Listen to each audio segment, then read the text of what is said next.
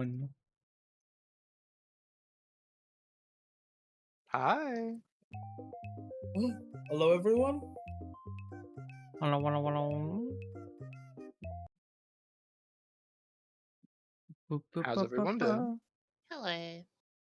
There we go. All right, for a second I thought I was wondering if I had you muted or something because you hadn't said anything, Sooky. I was like, wait, do I have Sooky muted for some reason? I wouldn't know why I would have you muted. No. This just I ends just so have them hates talking. mutes. Mutes. I don't see Well, any mutes X in here. mutes. X mutes. If you were Yeah, muted at any point, he hates you. obviously. Yeah, I'm I hate just all mutes. brainstorming on new avatar stuff and just, I don't know. I can't afford new clothing and I don't have the brain power to put new clothing on in Blender. I Yeah. was thinking of maybe making changes to my avatar.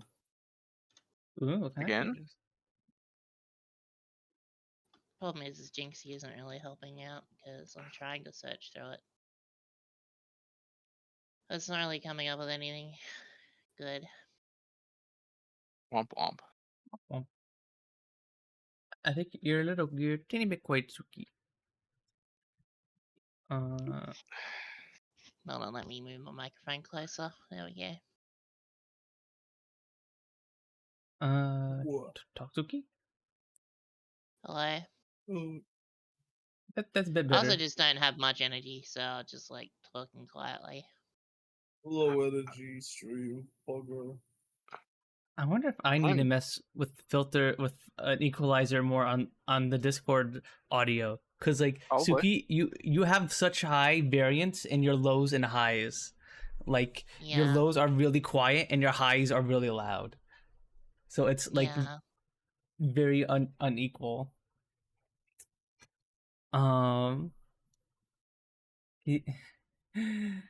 Yeah. Hi everyone. Welcome on in. Welcome to the Punz N Palz podcast, episode 8. Scuff Already have edition. things to talk about. Please send help.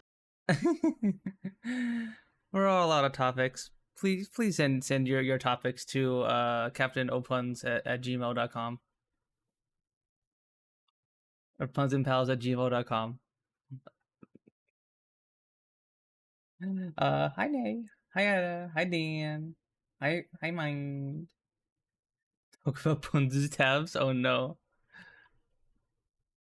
We talk about his New Jersey pizza he got. Again. They messed up my piz again. Classic. How the fuck did they mess it up? The cheese. Okay, so Soap, you've seen. So Adahil gets paid when he gets me my fix. No, Do you keep getting from the same place? Yeah. You're. I'm what? I was gonna say you're an idiot. You're a fucking idiot, but that sounded too mean. I thought you were gonna say you're a freak. Yeah, that's what No, I was gonna say you're a fucking idiot, but okay, but no, that sounded way too mean. So I was like, oh, actually, I don't want to do that anymore. But why the fuck would you keep ordering from the same place? It's good. It's good. When okay, no, it's not them. It's the DoorDashers. Sure. They for some reason when they bring me the pizza, there's a big glomp of cheese that's spilled over the pizza and it's in one of the corners of the boxes.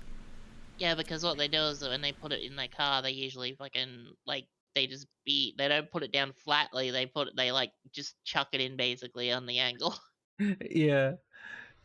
So like 80% of the time it's like sloshed, but like it's good pizza though. It's so good. I want more. Eco pizza. Eco pizza. Oh, excuse me. No. Hi, Bayo. Do not excuse him. What the? Don't worry, I'll excuse you. Oh, thank you, sir. What the? I'm glad you got me back home. Yeah, all good. What's 1,200 Japanese yen again? Bale, answer it. 1,200 Japanese yen is like is worth a cent in Australian. So like 12 bucks, 12 USD. It's pretty much the exact. Yeah, it's the. Thank you. Wait, what? You said 1,200? Or did you say one? I I said said- 1200. Yeah, it's all that same. Mm-hmm. Guys, I've lost a pair of scissors. Please help. I don't know where they went. I just had them. Scissors. Little scissors, little scissors. Were you holding them on your bed? Are they in your blankets? No. No. No. You know what's in my bed? A needle. Needle. Please stop leaving sewing needles in your bed, Siel, says Ada. No, it's one of them right now. Needle. What the fuck? Hey, maybe the rat will use That's it insane. and will sew stuff. Who knows? Thank Sleeping Beauty. That's actually insane to like leave a fucking needle in your bed. Honey. What? Actually, I don't need your permission on this one. Hold up. Okay. Okay, I'm pausing. I'm champing.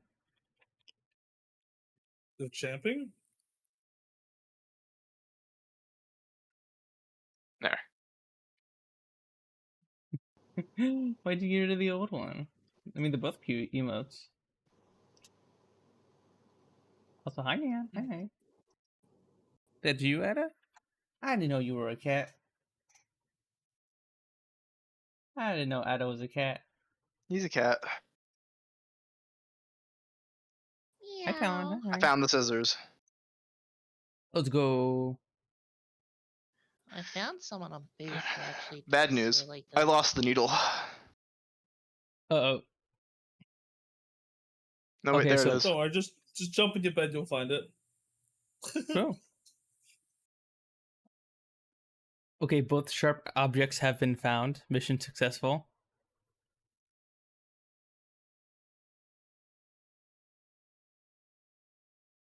You should be thinking about like you're playing Metal Gear and you're like looking for I don't know, weapon caches or something. Weapon caches? I don't That's know. not how that works. That's not how Metal Gear works. I don't know. What do you find in? I'm trying to. You're not looking for one singular thing. You're looking for like, where's this group or where's this Metal Gear? How do I stop this Metal Gear? You're not like, where's the nearest AK? Father, why is Gay Pickle's name something different?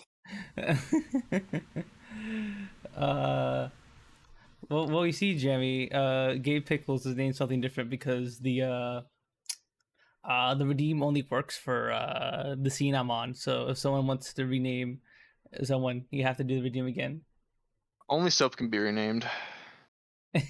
What? I don't want to be gay pickle. Oh. You But are the it's gay true. pickle. You are the Gabe Pickle of knowledge. Or, I what, don't want to be the gay pickle of knowledge. what was it? Okay, what was it? Like, I'm gonna swap to the visual novel scene real quick, just so we can see. It was the sassy gay pickle of knowledge. There we go. But what knowledge? Of gay knowledge. I don't think that's true at all. You don't think that's true? No. What knowledge does Soap have then? Wait, what? Hmm. What's going on? I'm lost. Yeah, we know you're lost. He said, Siel was saying that what knowledge does Soap had? Do you have Soap? And I said the knowledge of being gay. And I don't have that. I know nothing about being gay. See? well, it's easy. You just See, you have the knowledge. You should be the gay pickle. I What agree, the- actually. What the? Yo. Yeah. Yeah. I am not a pickle. I don't know. You're pretty salty. How do you know that, huh? What do you mean? How do I know that? How do you know that? How do you know what I taste How like? do you know that I know that? Huh? How do you know what I taste like? Don't worry about it.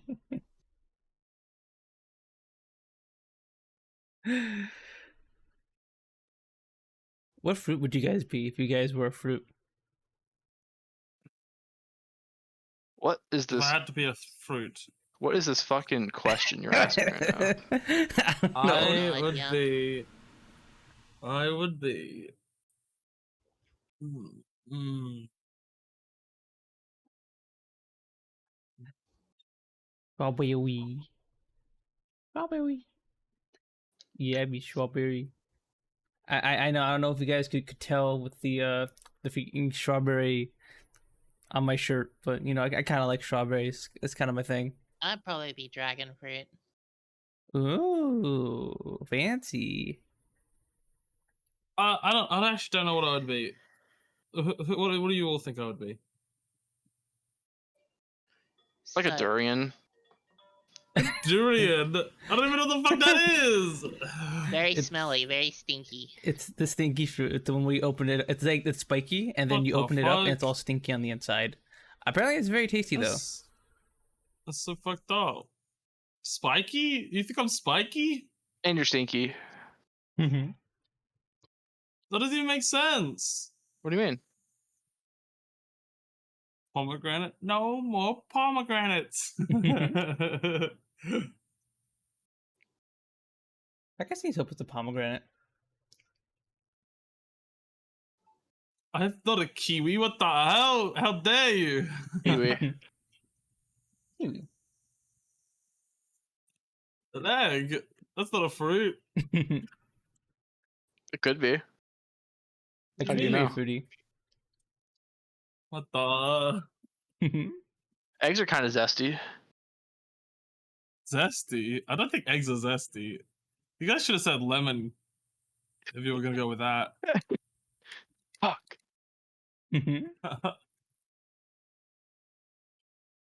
Now you'd be a lime because you're. Ooh, I small. like limes. Lime's my favorite color. Limes aren't really lime though, are they? No. They're like a No, they are dark not. green. That's weird that they're called. Oh, it's more like the inside of the lime, I guess. Mm-hmm. Yeah, the inside of the lime is all dark green. Well, we don't call orange on the inside of the fruit. It's the outside of the fruit. So how does that make sense? It's also orange inside as well. Shut up, shut up, shut up. Let me have a point. Shut up, shut up. What's also orange on the inside? Mandarins? Mandarins? True. mandarins. True. Wait, did you call mandarins mandarins? Yeah, Mandarins? Yeah, a mandarin. they're mandarins. Yep. Mandarin is like is how you'd say Do you say submarine or Chi- submarine? like the Chinese Submarine. alphabet There you go. thing. Or not alphabet, like word Huh. language. Why are How do we? you call it? Dialect? It's a specific dialect of Chinese, I guess. Mandarin. Mandarin is the So true. So Mandarin is the language or people, and Mandarin what is a the fruit. cutie? Oh. I'm dumb. I'm dumb. Ah, Well, no, I simpler mean brain. Being America what is a also just cutie? names things stupidly, so Yeah, American. Are you telling me the Mandarins didn't invent this orange? you telling me a shrimp fried this rice? True. A shrimp fried this rice? Yeah. can you Shrimp tell fried me, rice. is this spray good for wasps? No, it kills them. They're good. Do I know what a cutie is? I don't know. What the cutie has to be? I don't know, SGB. What is a cutie?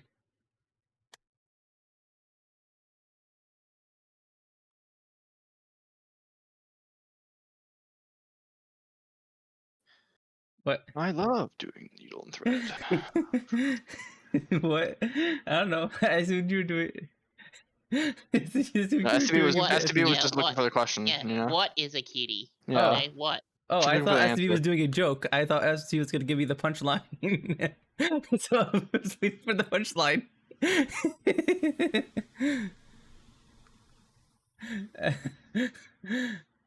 Hi Terry. Hi. And Arby too. Cuties are Clementine Mandarin? Mandarin? Wait, no, okay, no. Nian said it said Mandarin, like not like Mandarin, not Mandarin. I'm confused now.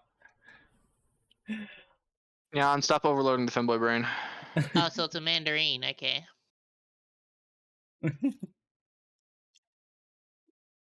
You know that you can't think very much. The only time I'll ever like do a fruit name is like green apples. That's like the only time. It's like, oh, green apple. It's like, oh, you mean Granny Smith? It's like, no, just green apple. Huh? And mandarins is just like, oh, did you know the cutie's a mandarin? It's like, you mean a mandarin? Okay. Mm.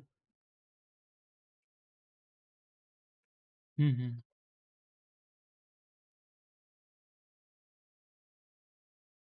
I don't really do extra names. I just go, okay. This one costs a little more than this one. It's just a more expensive one. Look that Sooky? Huh? What cost more?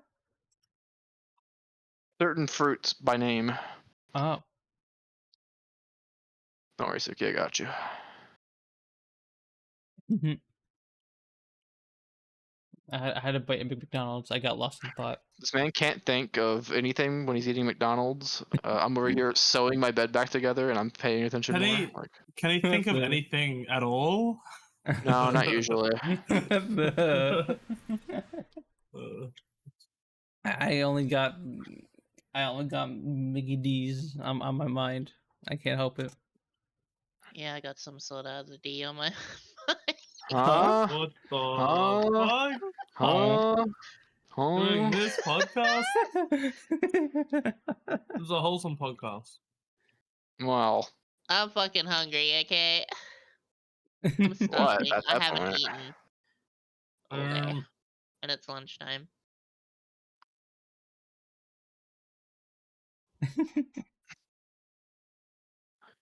Oh my! What was I saying? Yes. There was a thought that came to my head, and then I it just left forgot. immediately. I literally Yeah. forgot. Femboy brain. I Femboy literally brain. forgot. I literally forgot. See, my point proven. Can't think of anything. They don't think very much, yeah. They're not a very No. intelligent species. No, I can think when I'm playing like Dyson Sphere Company. Dyson Sphere Company, huh? Dyson Sphere Company, huh? Damn it! Their Holy. program. Dyson Sphere program. Womp womp. Point proven. Womp womp. Oh, so Twitch is increasing the price of subs, hey? Oh yeah, that. Yeah, that's That Yeah. doesn't even make Um, sense. I look. It's because the fluctuation of everything else besides the US dollar, like, because it's all based on US dollar, right? Like Mhm. that's the base stock currency they use for Twitch. Mm-hmm. We never so go they above can't- $8. Yeah, never go above $8, even though our dollar gets weaker and weaker or stronger. You know what I mean? Like, No, we have Hmm. never gone above, like, it would never cost, like, more than $8 for a sub. It hasn't done, or, mate, at least, if it hasn't been $9. Which is well, that's what I'm talking above about, right? literally It's a just flat. $9. It's always been a flat $8, even if the Australian dollar got weaker or whatever, right? If it so got they're losing weaker, money. it'd be closer to $8. I'm pretty sure it's like, hang on, let me check. Let me double check.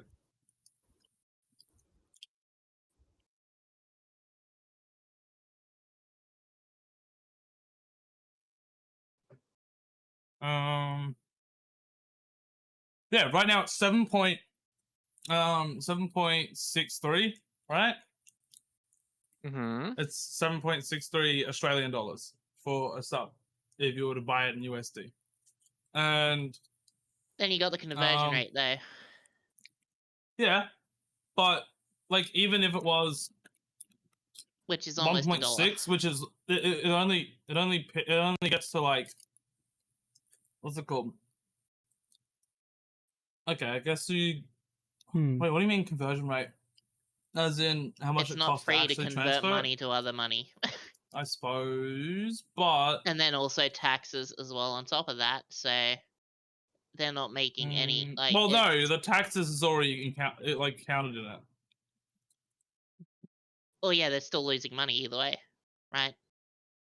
From what I understand, Not like Twitch pays really. a lot in like the transfer fees for when you buy a sub on Twitch, Twitch pays pays a fee to the bank to like transfer the money, right? And that's where they Okay. lose a bunch of money, if I'm Yeah. not wrong.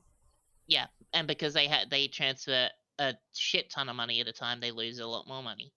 But they don't really make that money anyway, because if you've seen, I hate the guy, but Pirate, whatever his name is, Pirate Gaming or whatever, Pirate Software? Pirate Software. Oh, I love that guy. He did the numbers, and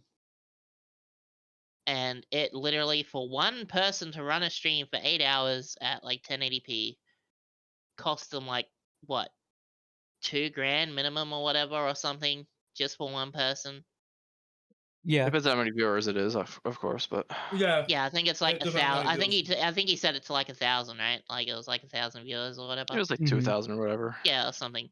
So it cost him a lot of money just to run one single stream, and then you got all these other people streaming as well. Keep in mind, some people don't get subs because they aren't affiliate or anything yet. Mhm. So The those are people just who aren't getting subs barely they actually make their money back on the people with lower view counts because they tend to have more subs per well, I'm viewers. talking about people who can't get subs. I'm talking about people who are trying to get Yeah, affiliate but even to get then, subs. they don't have that many. They don't have many viewers. Those people who have affiliate, who don't have affiliate, don't have many viewers. So it's not really an impact on Twitch. And they're usually like doing the 1080p or even more now, because Twitch has enabled that ability to go up to like what, with the new system, Yeah. like 4K streaming or some shit. Anyway, now that there's also Twitch loses less their most money delay, on. Twitch loses a fuck ton of money on people like XQC and shit like that.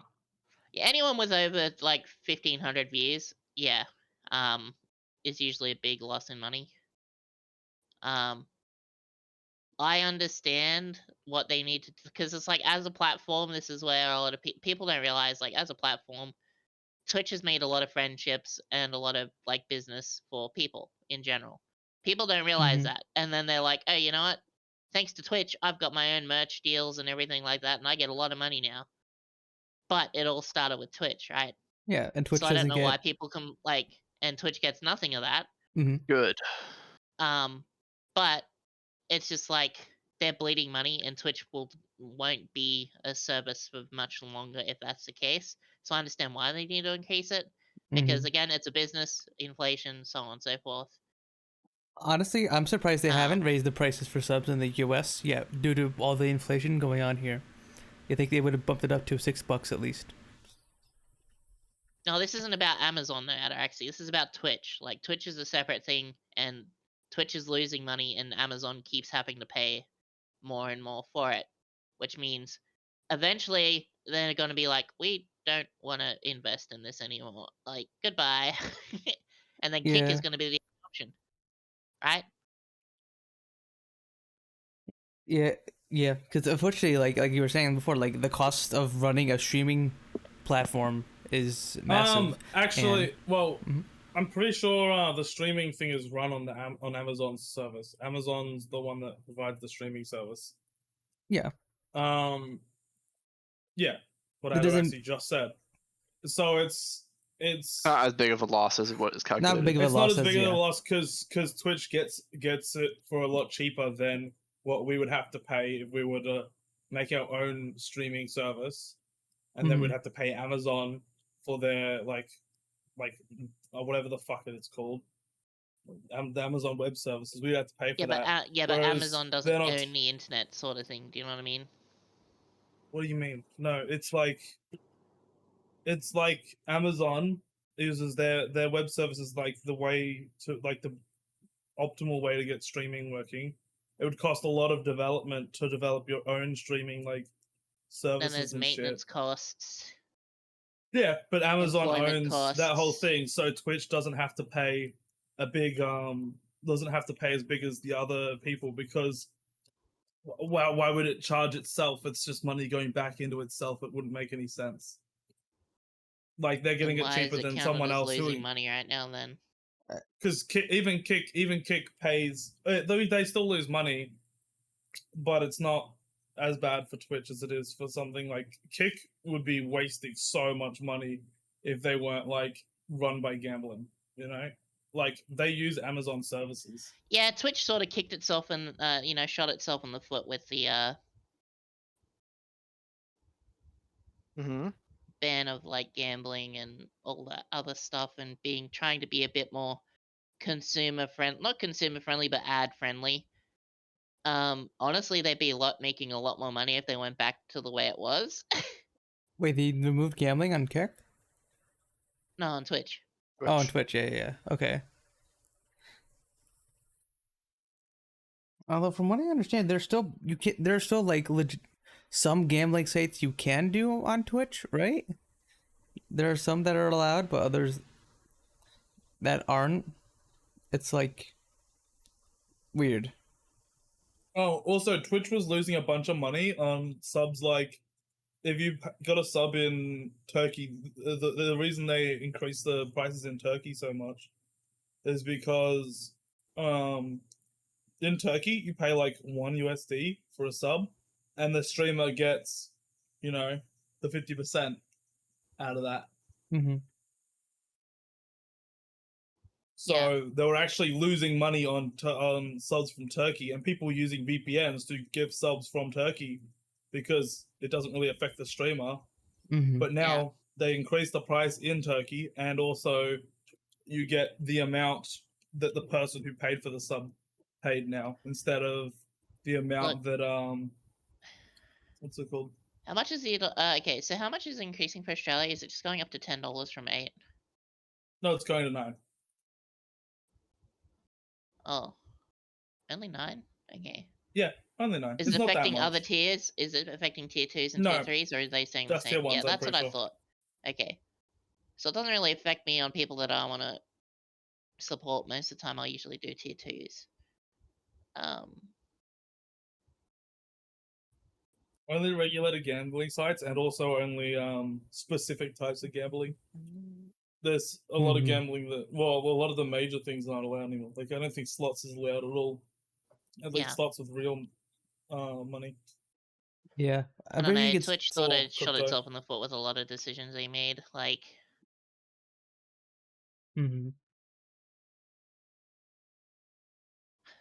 I understand the whole wanting to be on the app. Like, honestly, okay, the worst decision they could ever fucking make, to be completely honest, because it's a waste of money, is going on the Apple Store. You have to run extra servers for mobile servers for Apple products. Guys, we've been snailed. The maintenance. Oh, snow. Snow. Oh, no. We're snails. I have no brain power to do that. I'm not doing Punz that. Remember no snails now? No snails I'm gonna now. snap myself with a sneedle. Hi, Snin. Snow! Hi. Don't snow it. No, honey, snow. But yeah, and because the main reason why a lot of this stuff on Twitch isn't allowed is because of the Apple Store. Let's be honest. Snapple is very controlling about what snappens on their Snapple facts. on Snowball apps and the Snap Store. And I think it's just stupid that like every single place is just like, oh, we allow kids here. It's like the Apple Store one shouldn't allow kids to be on it at all, because we've seen the things that happen where they spend millions of their parents' money on credit card or whatever. Yeah. Getting fucking V-Bucks or whatever the fuck it is. We love Fortnite. It's just stupid. Fortnite. Again, they're literally wasting money on the Apple Store. Like, just having the servers and maintenance for that particular app. Android isn't as controlling with that shit. They don't give a shit. It's just like, oh, you're paying for it? Okay, good. Like, that's fine. Yep. That was my experience when I was younger. I tried to snake a snowball app in Snowledge, and the synopsis of putting it on Snoogle Play was super easy. Literally just install it and quick review, and you're good.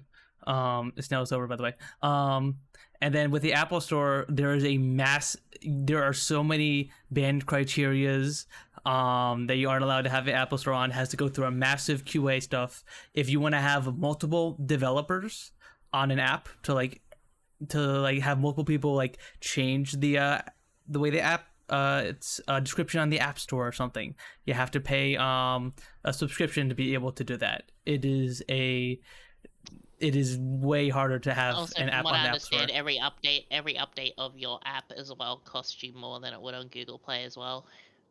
Mm-hmm. As Sin says, it is, as a developer, you have to pay a lot to develop for Apple, and their licensing and such. And I'm just like, Punz? It's just a waste of money on the Apple Store. It's like, yeah, we get more people to watch. It's like, isn't that your issue if you're having more people watch from different places and stuff? Especially since most of them on Apple are probably watching the bigger streamers and contributing to the money bleed.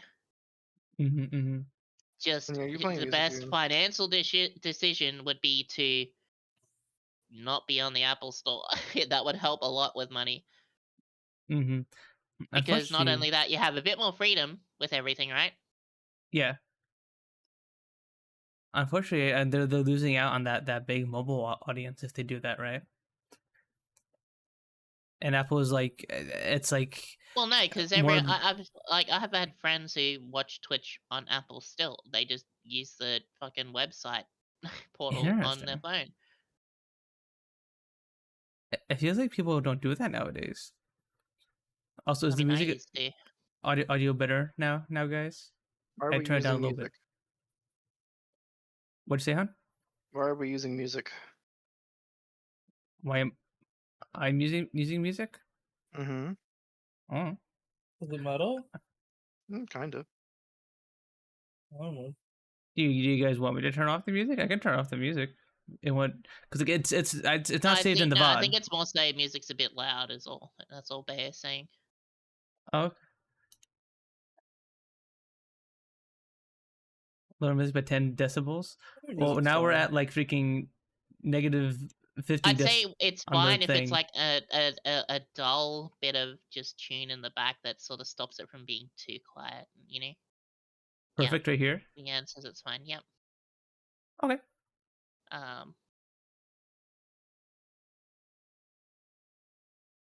Where were we at? Well, that's why Ataraxy. That's why I said they shot themselves in the foot by going on the Apple Store, because now they can't really get off of it because of that decision, right? Mm-hmm. To be fair, I probably wouldn't use it on mobile nearly as much if it wasn't. I mean, I don't, because the sub costs and cheer costs are like fucking. You pay 30% more on like mobile apps to do fucking subs or anything like that.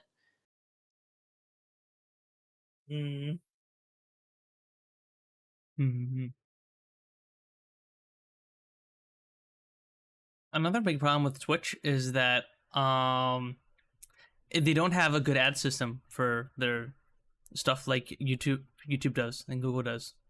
So ads are just kind of blanket and mass showed to everyone, and they're not like they're not targeted. And advertisers do not want to spend a lot of money on ads that aren't targeted. So Twitch ads don't make Twitch a whole lot of money when they should be making more, right? Which is the same as Triple on YouTube. We have a very heavy ad block user base. Content is free by its nature, and those both mean you have a very small amount of revenue streams that they can't really differentiate. True. What? Also, hi, Moko. Hi. Twitch should give me 50K a month. Same logo. Look into audio ducking after stream. And the audio, I assumed the audio was fine. Is at this exact same volume I put it at for all my streams. So I assume this was good.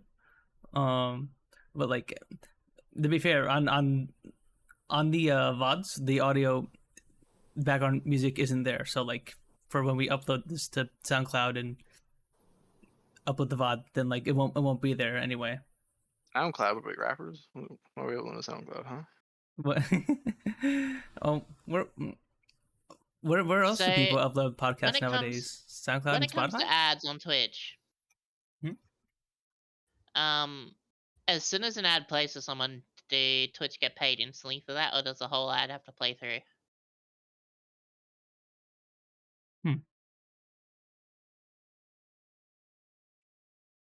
And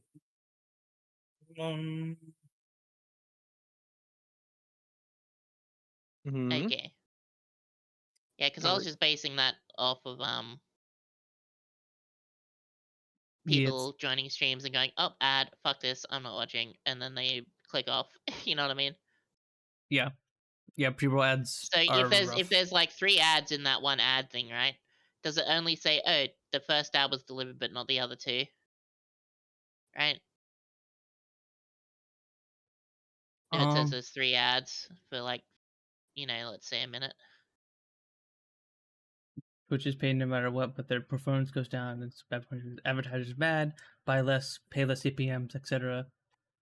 Yeah, it's like the CPM thing. So like when 1,000 ads are, they pay X money for their ad to be delivered, however many thousand times to people. It sounds like Twitch and other sources like it can't realistically be a real business from the point of view of us older people. That's also another question. Does Kick have ads? I actually don't know. I have ad blocker on, so I mean, there are ads. I do as well, but it doesn't work on Twitch, so I'm assuming it's the same for Kick. But Moko brings up an interesting point about a lot of businesses nowadays.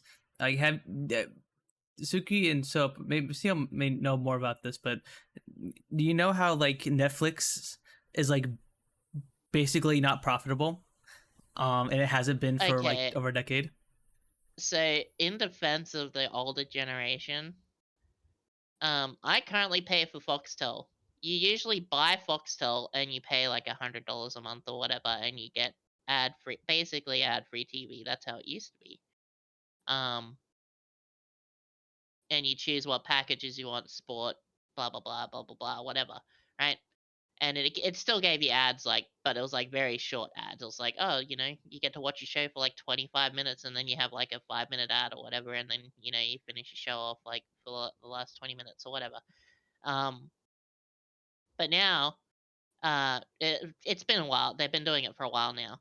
You watch like 5 or 10 minutes of your show, and you get 15 minutes of ads, even though you're paying $100 a month for it. Yep. You're getting fucking a million ads. So it's just like, we're sick of ads because there's no other option. We're just fucked. Like, we just don't want to deal with it because we've had it way too much. It's like, I've already paid for ads enough. Like, I've literally paid $100 a month for my nana to watch TV with more ads than fucking free-to-air TV has.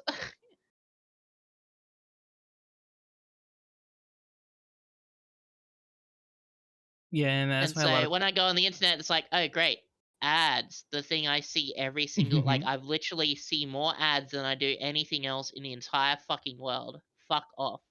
Yep. And like at this point, like ads are like, so like we're like at this point our brains are like trained to ignore ads and stuff, right? Like we have ad blockers on, and like we it depends on how many there are, though, to be fair. If it's things like the banners that were popping up, like I saw, I was watching a stream through STV was showing a screen. I was watching the stream, right? And on fucking US Twitch, they have like weird banners that apparently pop up like during the stream that like shrink. I've had a few of those now and then too. I haven't had any of those, right? I don't know if that's a US thing or if that's like a fucking. I guess it might be an Australian. I mean, thing, they've since died Sooky down said- now. I did used to get them. I wonder if they were just doing a test. But that shit was annoying. Like, there are certain ads that are annoying. Like, even though those didn't like interrupt the video fully, that shit looked so bad. It was so disrupting to me. I don't know why. Yeah. I think I would prefer to just been like, here's your ad, and then the ad just goes away after like 15 seconds or 30 seconds or whatever the fuck it's set to. Like, I don't mind watching I don't ads know. on Twitch, right? So, like, this is as an example. I can't remember which stream it was. I think it was Kraken I was watching recently. And it was like 15 to 20 minutes of content, right? And because I don't have any money, I wasn't subbed at the time, and I got 3 minutes of ads, and I was like, in my head, I was like, oh, this is great. Only 3 minutes of ads. Because we get so fucked over by fucking Foxtel and stuff, even though we're paying $100 a month, where it's like, oh, 5 to 10 minutes of show, 10 to 15 minutes of ads, like I said earlier. It's like, oh, cool, I got 20 minutes of content and then 3 minutes of ads. That's fine. I don't mind. Like, that's actually fair. That's what it should be in all things, right? Whatever. So it didn't bother me that much. And usually it's just like, oh, you know what? 3-minute ad. I'll get up. I'll stretch my legs a bit and go get a drink. And I'll come back. I don't mind doing that for people I support. Like, I would like supporting. But when it comes to people that it's like I'm brand new to, and I'm like, there's 3-minute ad. I just joined the stream. I don't really get to see what's going on here. Oh, look, someone else is on that I know. I'll go watch that instead. That's why I have Turbo, just because I don't want to deal with the pre-rolls. Which, in turn, hurts Twitch, because, like, think about it. You go to a new stream, you want to fucking support a growing stream that's, like, 15, 20 viewers, and there's subs there and stuff like that. Which, like Soap said earlier, the lower the view count, the more money they make for Twitch, right? Well, but then it's like, oh, yeah. Fuck it, I'm gonna go to a fucking. It's like, oh, fuck this. This is a new stream, but all I've seen is ads. Like, you get the pre-roll ad when you join in, and then a minute after that pre-roll ad, you get a bit of content, and then you get another ad that was scheduled because that's how it is or whatever. And you're like, yeah, okay, all right. Well, I'm gonna go watch this fucking 1,500 view streamer that I know is okay because I have a gift sub that I got randomly because people are constantly giving gifts here or whatever. Like, yeah, that's there was a study that was done on pre-rolls and like how many people stick through pre-rolls. 30% of people will just leave a stream if they click on a stream and they get a pre-roll. Like 30%. I leave so many pre-rolls. If I see a pre-roll, I leave. I swear. Like, unless it's like someone I'm really invested in. If I get a pre-roll, I am leaving. Like, yeah, it's just how it is. Yeah. So that's usually what I do, right? Like, right before, when I'm starting up stream with the starting soon screen, and it goes, ads will start soon. And I'm just like, okay, well, I'll run 3 minutes of ads on the start soon. And then it gives me 64 minutes of, like, no pre-roll ads, which is great. Yeah. That's what I try and do as well. Sometimes I forgot, but... And then I leave it to the 1.5 minute ad every 45 minutes or whatever.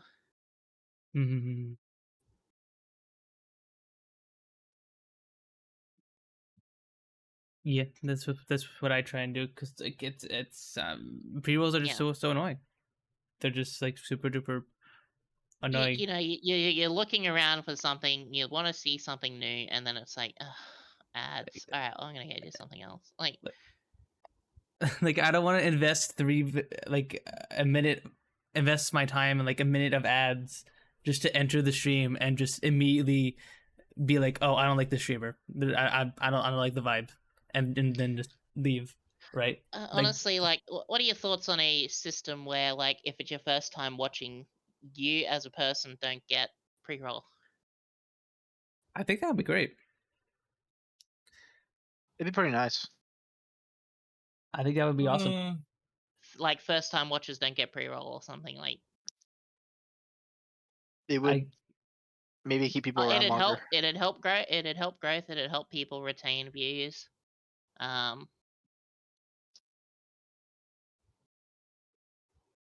I agree, Moko. I agree. Yeah. Pre-roll ads make sense, but like makes sense in like a Yeah. oh, you just watch an ad and then you do it. But like it as like a like if you actually like think about it though, it's like how demotivated are you gonna be from watching the stream if you're just like, oh cool this, and then you click on it and you're like, oh, ad, and then you're just gonna go, well, I'll just click on something else. Like The annoying thing is it the makes fact that, like, sense to like to show an ad because like what were you doing before watching that? You were probably doing something else and you could have waited an extra minute before going into the stream, and it's not like you're already invested in it, but like it just kills motivation to like watch that person like Yeah, completely. my main issue is, right, so this is something that I've had happen quite a few times. It's just bad timing, but it's unfortunate because it makes me click off. Where I get the pre-roll, you know, you get the pre-roll for however long I'll just say 2 minutes, right? And again, like I said earlier, you're there for like a minute, and then you get the next queue of fucking planned ads for like 3 minutes or whatever. So you've sat there for 5 minutes watching it. It's like I don't want to deal with that. Like, it sucks that pre-roll doesn't, like, anyone who joins and watches a pre-roll should automatically like not be affected by the next ad within like the next 20 minutes or something. Like whenever the next ad is scheduled. If it's within a time frame where it's gonna like literally affect the content, because it's like, oh, I've spent 5 minutes watching ads now, no content yet. I don't know what this person's about. That's kind of also is it really worth it? Twitch also wants people to like manually run ads. Like I feel like they want that at least. Like if I mean, I you're gonna manually do run something ads, that's but boring, I've still got it set to be manually run like 3 minutes while you go get like a drink of water or some shit. Yeah. But that I'm not thinking of that. If I'm fucking gonna go do something while I'm streaming.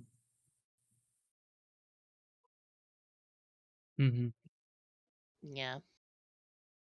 Like, yeah, it's just it's very dumb. I think that like you can sit through pre-roll ads and then you can go to another stream and then there's another bunch of pre-roll ads and then you can go to another stream and to more pre-roll ads, and it's just like endless pre-roll ads just to watch someone. Even if you know, because even if you know someone, you're gonna watch someone you know you like. It's so annoying because because you feel like you're missing out on stuff because it's a live broadcast, right?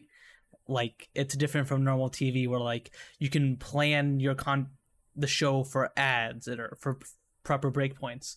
But like right now there are ads going on and there are a bunch of people who are probably missing what we're talking about at the moment.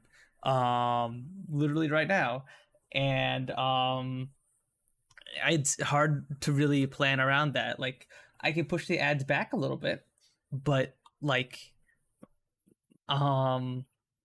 sometimes if I was playing like a live game, like if I was playing like I don't know Fortnite or something or Helldivers 2, and like there's this really cool moment, I can't always just push the ads back or remember to do that or have the mods push the ads back sometimes, right? Like it's like it's a difficult position for us as streamers, right? The annoying thing is, right, because I'm doing it right now. I'm looking at monetization and I'm going to ads. I've clicked to turn activate your schedule to automatically run ads. I click out of it, go to my stream manager, and then I'm like, oh, you know what? Actually, let me see what the time is on those ads. It's fixed. It's fine now. Before it just kept turning back on. So, because I'm trying to get into that mindset of running ads myself every hour, like 3 minutes every hour, right? And I feel like what should happen is, I think the best way to experience it is when you're starting up stream, you have your starting soon screen. People go, oh, I can see that it's starting soon up the top there. So that like in their head, they're going to be like, oh, I'm not missing out on content because it's the starting soon screen, right? Yeah. So you run the first 3 minutes at the start of stream basically, and then you've got a whole hour and then when that next hour starts, you can either do it at the start of the next hour and get a drink or whatever, or it's much easier to plan out that way. Mm-hmm. But yeah, It's hard because like even like let's talk about like the podcast right now. Like it's hard for us if we wanted to do like little breaks whenever the ads came along. Sometimes it's hard for us to like stop a topic in the middle. Would be like, it feels weird for me as the host to be like, okay, wait, stop your topic, stop your conversation, ad time. We gotta wait, we gotta stop, hold everything, right? Because then it feels like I'm interrupting your flow and the conversation and everything just for the ads, right? Yeah. So, what is everyone's thoughts? Chat. Let me know if this is a dumb idea. So Twitch Turbo. Twitch Turbo. Mm-hmm. It's good because you don't get ads at all, right? But the people still get the revenue from ads, right? Mm-hmm. What would you think of? Oh, you bought Twitch Turbo Tier 1. You get a free Tier 1 sub or free Tier 1 sub token to a person. Just like sort of how Amazon Prime gives you a Prime sub, right? But they want to remove the Prime sub. Because you got Twitch Turbo. They're already wanting to remove Twitch, the Prime sub. Yeah, but because you got Twitch Turbo, you're paying Twitch directly. Mm-hmm. I mean, right? Sort of, but And then just make Twitch Turbo a little bit more expensive to cater to the extra, the free sub. Wouldn't be enough to give Turbo overpaying the people I'm actually watching. Yeah, that's so like that's the interesting debate with the increasing the price of Turbo, right? Because Turbo used to be like $8 a month in the US, and yeah, it was like $15 in Australia or something, right? So like in the US, if you watched two streamers, like just two streamers regularly, you were technically saving money by getting Turbo back when it was $8 a month, right? You're saving $2 a month there. But now it's bumped up to 12, I believe, in the US. So now you have to watch 3 streams regularly, which, I mean, I guess if you're someone who's on Twitch a lot, you're still saving money, right? Either way, if you're watching three streams regularly. Yeah. Right? But yeah, so like that is like, so it's good if you like watch Twitch a lot. It's perfect for people who can't afford to sub to like, for instance, let's say our community, right? Everyone in this community. Mm-hmm. How many of us are streamers? A lot. A good amount, right? Yeah. I'm talking on my experience. I can't afford to sub to everyone. Mm-hmm. So Twitch Turbo would be the better idea, right? Yeah. I would like to support everyone, but I can only support a select few, sort of, right? Mm-hmm. Yeah. And you are right, Moko. You are completely right. Being doing said, I mean that works too. I guess that's a. But I feel like people with money usually are the ones who get Twitch Turbo. It's true. I mean, I guess you're not wrong. I wonder if they. I was gonna say, I wonder if they focused more on trying to like, because you pay to not get ads on someone's thing, but what if they tried to make it more that you get like Turbo and that doesn't give you the ads, and then more of the revenue you do in gifted subs actually goes towards the streamer? If they tried to like make that shift. Yeah, I remember talking about this with you ages ago. So remember, I was like, Twitch Turbo users, if they gift subs to someone, should like the revenue should be 70-30. From I don't know if you talked to me about this, but I did talk about it to someone in the past about like that exact thing. Yeah, because if I feel like the biggest thing is a lot of people don't even know about Turbo existing. Yeah, that is a big just Turbo. issue. They never gift. Well, that's the thing. A lot of people who are gifting are not. They're not gifting because they want free ads. They're gifting because they're gifting like a lot of what percentage of the subs are organic subs and what percentage of subs are gifted subs. Yeah, gifting subs doesn't get ads off your screen. You know what I mean? Like, Yeah. Yeah, it gets it off other people's, but like Yeah. that's the thing. If they didn't focus on the gifts being like an ad removal thing, if it wasn't an ad removal thing at all, and instead they went with like you have to get turbo if you want to remove the ads, yeah, and gifting subs is more just for giving money to the streamer. yeah. I don't know exactly. if that would end up. I don't know how that would end up. I would assume they've thought of that. Yeah, I thought of it. Because- I've just put it in my shoes, right? If I had the money and I could gift 100 subs to someone, right? I would prefer the 100 subs. The streamer gets 70%. If I was going to gift if that was a thing Turbo would do, of money, I would be really happy with gifting subs. If that's what, I would be happy to get Turbo and do that. If I was gifting 100 subs worth of money, I would probably go off-site to do it. I would probably just send it through whatever. I would probably donate the money instead, like through whatever link they've given. That is true as well, yes. Because But also, big 100 number subs makes worth is people happy, I $800. guess. Yeah. Yeah, but $800 still it's still gonna look like $800 or AUD, $800 AUD. It's still gonna look like $800 AUD if you send it off-site. Like, in fact, it's more money for them. I don't know. More taxes too. What it's well, I guess if you give them the money directly, it's more taxes, kinda. But Twitch already takes half, and then the other half gets taxed. So you're only ending up with like a quarter or less of what the sub's worth. So you're still going to get more than a quarter if you got $800 from someone. Yeah, I think that's the core, one of the core issues, money wise for Twitch, Moko, is that like there's not much of a. Most people on Twitch don't sub and stuff, and I mean like it's fair, you know, like not everyone's got money to just throw a few. Well, you subs think about it.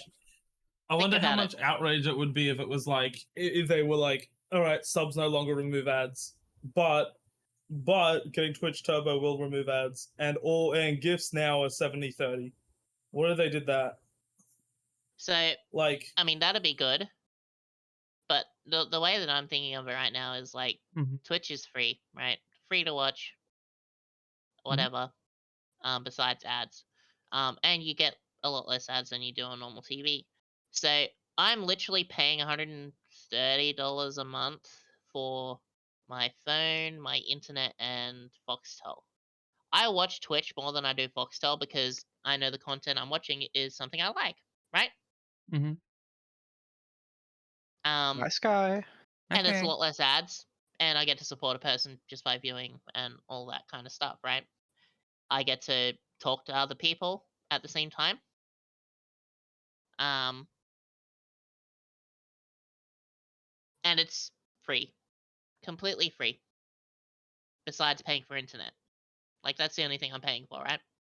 But the internet is like, you know, Twitch is a small part of like me paying for the internet. You know, I pay for the internet to talk to friends, to play games online, all that kind of stuff. So it's something I'm willing to pay for. But that's the issue. It's just like it being a free platform for anyone to watch makes it hard for Twitch to make money at the same time, because there's so many people who, again, don't pay for subs because they get gifted, or are fine with watching people and watching ads because, like me, they don't give a shit because it's a lot better than watching normal TV. So on and so forth. And as Soap said, it's a good idea for like having that incentive of Twitch Turbo gives more percentage to the streamer if you pay for it. Because you're paying Twitch directly with your Twitch Turbo, and they're getting the 30% from that sub.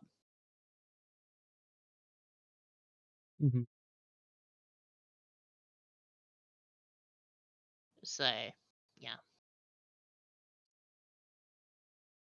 I think if there was no if subs didn't remove ads, I wonder if how many people who organically sub wouldn't sub anymore. Well, that's the But thing, right? Because that is an option in your chat. You can literally have it so subs watch ads. true. You can tick it. I could if I want, I guess, but again, it wouldn't make much sense to I'd me never as a do streamer that. to do that. I'm just saying, Yeah. like, that's an option there that they've actually got. hmm And I'm pretty sure, what was it, Tyler One that has subs watch ads? Really interesting. It was someone. I remember someone big was watching, like, had subs watch ads. If anyone in chat can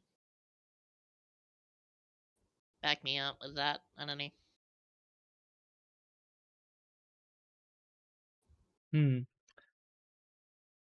I wonder if, okay, so I'm thinking of like No. how you No. no. I'm thinking of like how you could increase like the worth of a sub, right?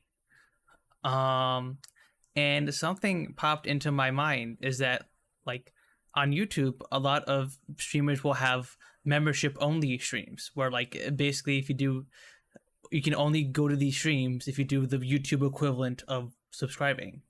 And Which is weird, right? yeah, because like we don't do that at all here on Twitch. If doing that on Twitch, I But feel it's like would be accepted terrible. on YouTube. Yeah, it's just an accepted normal thing on YouTube. Oh, that's just YouTube. You know what I mean? People don't go, oh, if Twitch did that. Like, it's just like, it's like, oh, that's YouTube. That's how they've always done it. It's like, it's so weird how it's accepted. Like, it's, you know what I mean? Yeah, so like I wonder if maybe that could become a thing, would Oh, become yeah, a thing on Twitch. there's sub-only chat and sub-only stream, I guess. Yeah. Yeah, that's been a thing for a while. And it's weird because I feel like you get better growth on YouTube. I don't know. From what I Live hear, streaming, you don't more get better strict. growth. live streaming on YouTube is only good if you already have an audience and you make normal videos on YouTube as well. Live Yeah. streaming can be good on YouTube if you do make normal videos and you make shorts. Yeah. Yeah, if you have constant shorts coming out, if you have from an content, already yeah, big audience, then yeah, that's also good. But it's hard to like gain traction as a really small streamer on YouTube, at least from what I've seen. Yeah, I'm trying to make more regular YouTube content and like at least like try and like upload a short on days I don't stream and stuff like that. And I do eventually want to make. I want to make.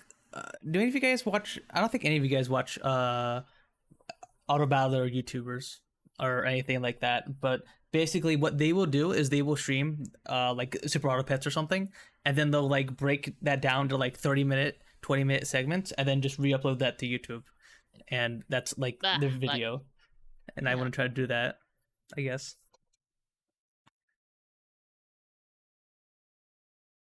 Hey, same Sky. What were you saying, Sooky? No, I accidentally hiccup burped at the same time. Pop burps? But, huh? Hubbert? No, you're fine, Sky. You're fine. I also watch Northern Lane. I'm glad you're feeling good, Sky. It's good to hear. Yeah, I'm glad. I'm glad you're doing okay after what happened. I'm sure Resent Sticky is not good. Ew, Stinky, Stinky. Hi, Maddie. Hi. But okay, yeah, not to. You want to say go home? Skibbity Toilet, the game, launches on Nintendo Switch this March. Huh? What? Skibbity Toilet, the game. Oh, Larby. Everyone? Neurons activated. Larby's paying attention. He heard Skibbity. Gameplay reveal trailer for Shadow of the Erdtree Elden Ring on the 21st of February. 7 PST and 1600 CET. Ah. Yeah, I guess if we're gonna wrap up the Twitch ad talk, then yeah, Twitch is in a weird position where it needs to figure out how to make money and need to do It's it fast. unfortunate. The Twitch has unfortunately backed themselves into a corner of their own mistakes. Their own making. Yeah. There is a way to get out of it, but unfortunately, it's just like it's a lot of fucking testing and whatnot. Yeah, but a lot of things, if they implement something and it does really bad in terms of Yeah, we've seen plenty of that happen. It just harms them. Yeah. Like, they're not able to test that well because if they do test and then it ends up being something that people don't like. People that don't like Kick or YouTube aren't gonna like the future because those are gonna be the only and, two what should they do? options for Should live they just streaming. like poll? Should they just do polls on like Twitter or something? Like how the fuck do they know what the audience reaction is gonna be? Like to big changes. Like I don't think people want on their streams like advertise like, hey, Kick is planning to make this change. Would you be okay with this change? I don't think people would want that.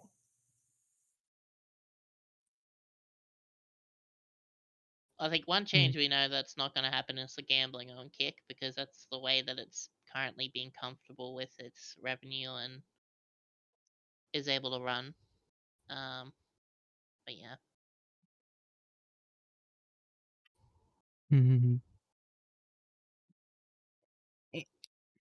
And they make hella money on that. And because Twitch refuses to do that, then they're cutting out a lot of ad stuff.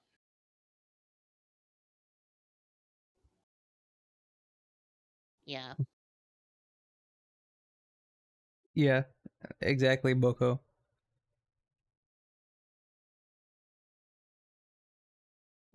Yeah.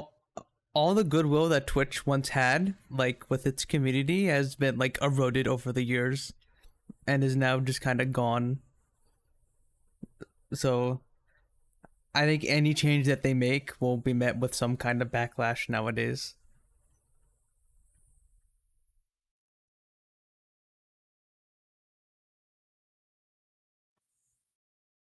But yeah, they gotta figure out something.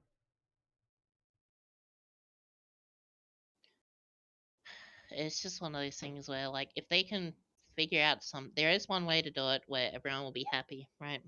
And it's gonna take a bit. And I think they nearly went the right way with the, allowing a bit more content through, like, quote unquote, not safe for work or, adult stuff, right? And the thing with that is,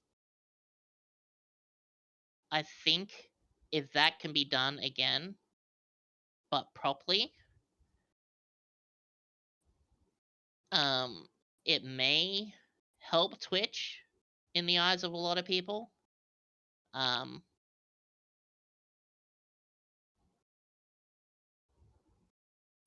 Maybe. But also, like with Kick, right?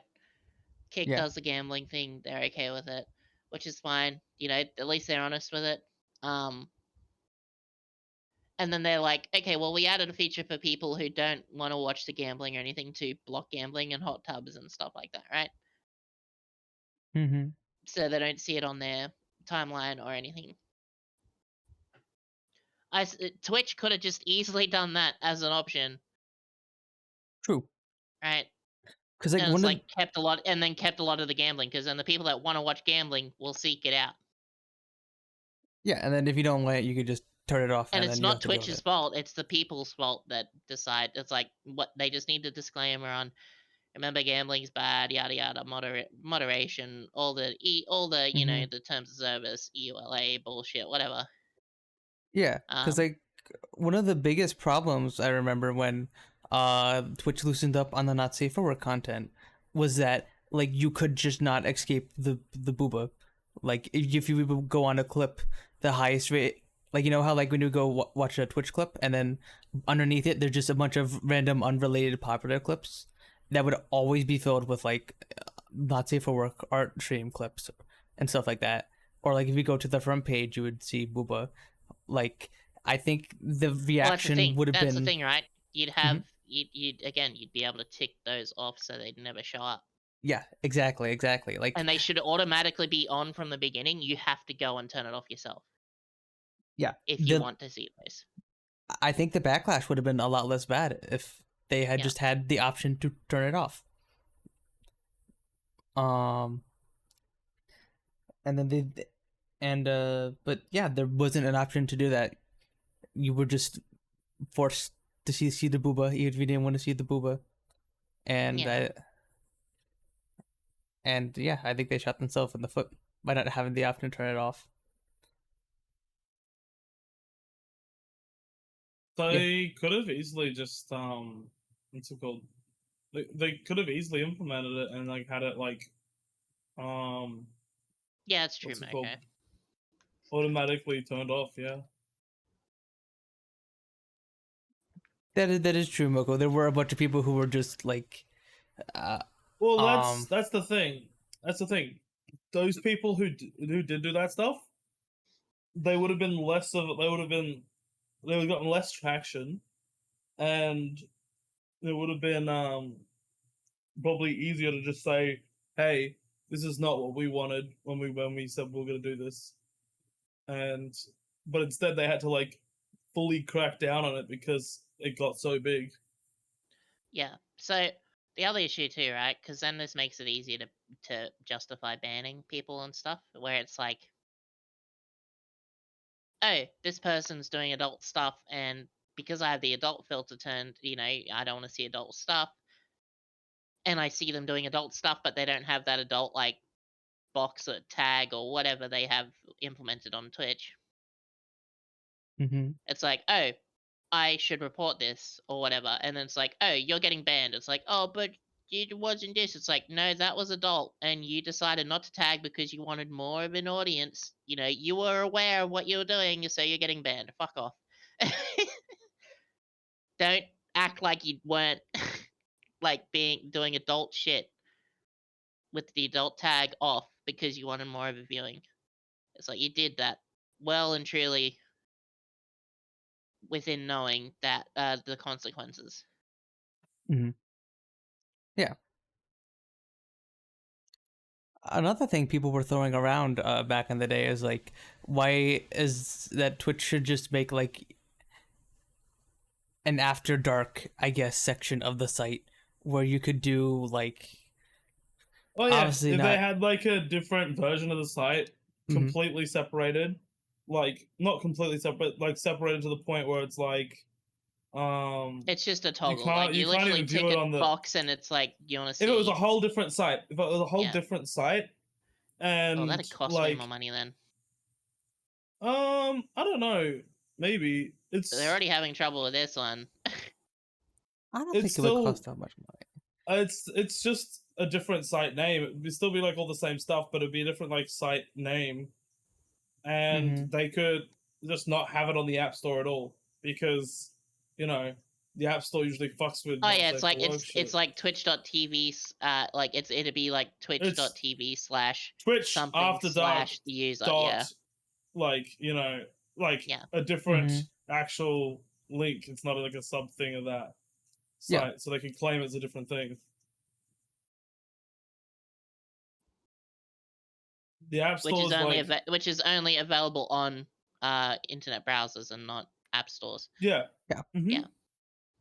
So that would solve like both the App Store issue where they couldn't do it, and also it would give a degree of separation where like, okay, if you want the booba, you have to physically click a button to go see the booba, and if you find it and don't like it, then like that's not Twitch's fault. Like you went to the booba area, found the booba. You got light mode, dark mode, and after dark mode. Extra dark.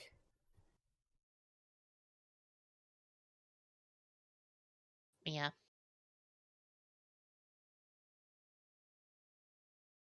Well, yeah, maybe that would be solution. I don't know. Usually, it's not a good idea to split your viewers that way. I think from business wise, but I don't know how that's. It would have to be like. It would have to be like made very clear that hey, you're only going to get this type of viewers if you stream on this like site specifically. You know, Mm-hmm. it would have to be for that reason. You know,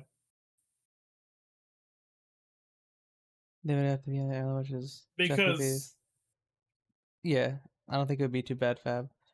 How would they keep underage from going to it though? I feel like that's its own can of worms. By not having a link to it on the actual site, it would be good. Mm-hmm. Like,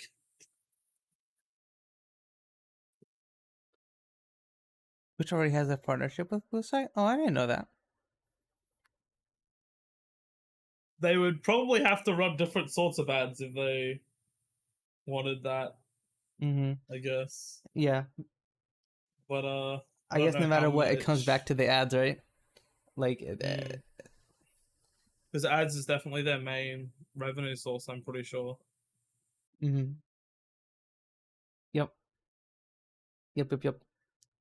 So they would have to run separate ads on just the Twitch After Dark site, and I don't know, maybe advertisers would like that more. I don't know.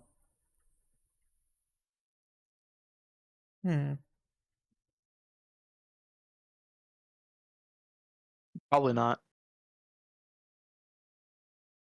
Advertisers don't seem like to run ads on adult content. I mean, Twitch is already a bit of a brand risk anyway, because, you know, most of the big view streamers are pieces of shit human beings. Yeah, but Well, that's also not. That's not the. What's it called? Fuck, I can't think of it. The pieces of shit kind of thing is like certain streamer might be a piece of shit, but then not many people know about that unless you've seen like the and Twitch drama. also So, know, like, and those people usually know how to ride that line, right? Like the real pieces of shit. I don't want to name names, so I don't know how to. I'm not either. I'm just saying. Names. I'm just saying. Yeah. But yeah. Let's just say Aiden Ross. Ooh. But I mean, he's banned off Twitch. I don't anyway, think right? he knows. So, I don't think he knows how to ride the line. I think he like stepped over the line plenty of times. Yeah. To be honest, though, he's gotten a lot of his comeuppance, like when he's been in public and stuff, like being a piece of shit. Who was the person Aiden? Didn't Aiden go out to meet some kind of rapper or something and spent a lot of money to beat him, and then he only talked for like a little bit, and he was like, I forgot who it was. Yeah, I forget what it is too. Yeah. I don't remember. Was it Cardi? Cardi? Yeah, Cardi. He went out. Did he like go into like a bad area to meet him, and then Cardi just kind of lurked in the back of the stream for most of it, and then it was weird. It was a really weird stream. But yeah, anyway, point is, like, he spent a lot of money to meet this guy, and he got basically nothing out of it. It's also easier to separate your brand from a bunch of people who just assholes ways of separating your brand, a bunch of people streaming with gay content. Yeah, I guess.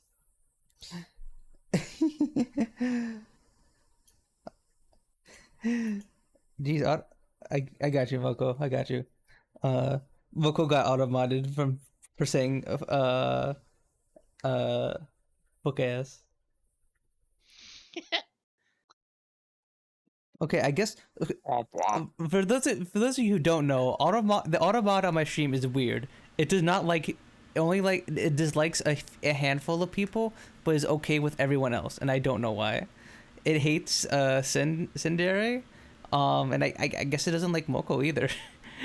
it, it always grabs Sin stuff. But yeah. Um, I was testing. I thought I'd see if maybe grab me or not. no. Well, you're a mod, so it won't. Fuck.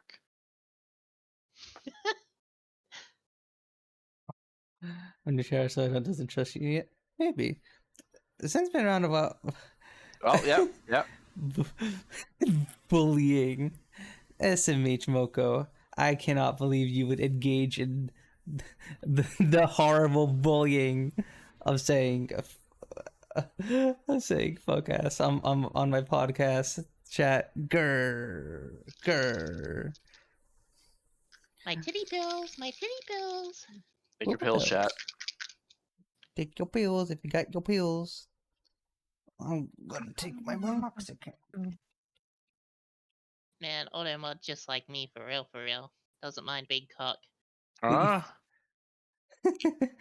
Yeah, I told you my Let it Automod is through, weird. Let it through. Big cock, a-okay. Fuck ass. Penis shed. Get out of here. Penny shed. Oh, okay, okay. Meals, It doesn't. please. Oh. Automod does speaking not of like titty ass. pills. I see, Automod's more like a tit. I have boss respect for Automod.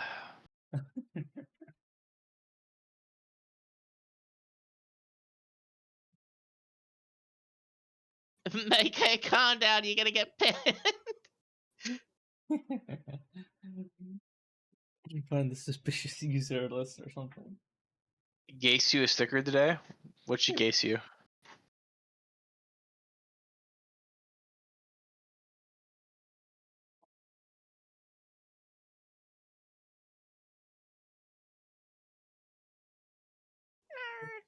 No.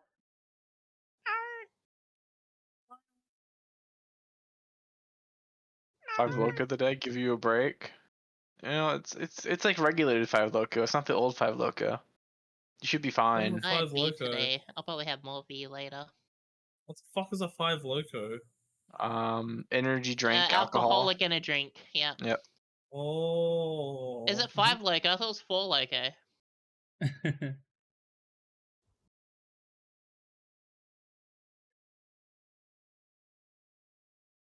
5 Loco isn't enough. Now, coming soon, 6 Loco. 6 times the alcohol, 6 times the caffeine, 6 Lobo. 6 times the sugar. You're going to be seeing the 6th dimension. Huh? The sex dimension? Huh? The What'd you say? 6th dimension. I said the 6th dimension. Okay, you did not. I did. I think if Colin makes merch, Colin should just have a brain plushie. Like, one with wrinkles and one without wrinkles. Also missing what? The frontal lobe? Yeah. How do you make a lobotomy plushie? How do you... Just a brain. You make a Like a brain missing cuddly the frontal brain. lobe. You know how much I would play with that? I would literally be squeezing it on the desk right now, like going, ew. Oh, like a little stress ball brain? Or you just get Yeah. the frontal lobe and you could be like, oh, this is my frontal lobe. Yeah, like a little frontal lobe plushie. is- It wouldn't cost much to make.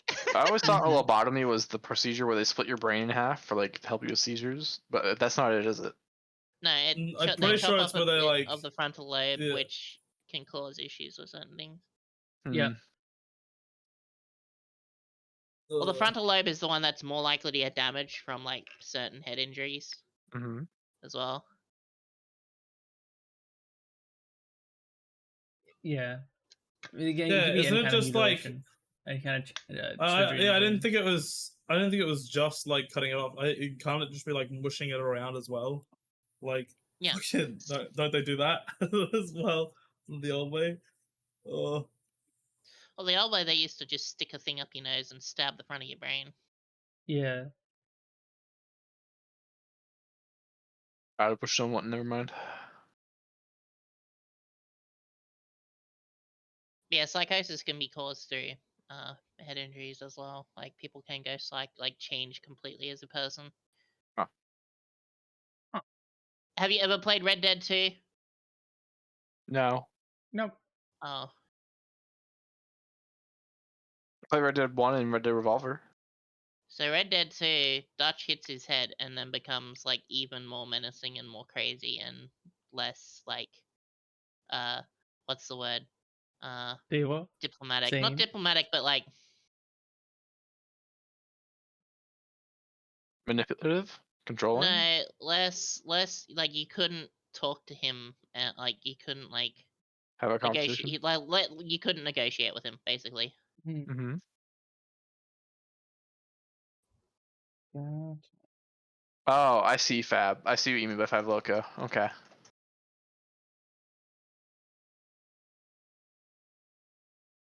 Yeah. I'd say but yeah a lot. But yeah. But yeah. It's a tick. Everyone's Yeah. got one. I say anyways. You When say it- other things a lot too, but Yeah. Like what, huh? But yeah. no, I'm not gonna point it out because then you'll see it all the time. What do you mean? You can't just A Dyson Sphere company. Grr. True. True. I don't know how those neurons connected, because like they have nothing. Those games have nothing in common except they're sci-fi, I guess. Literally, what is being going to a facility and trying to get stuff while not being chased by monsters. The others is building the facilities that make things. Literally the opposites.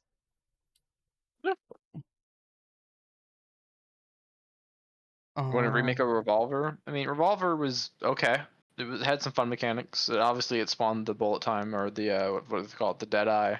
What is Red Dead Revolver anyway? I've heard It it was in the the very game a few times, but I never actually know much about the game. where Red Dead originated from.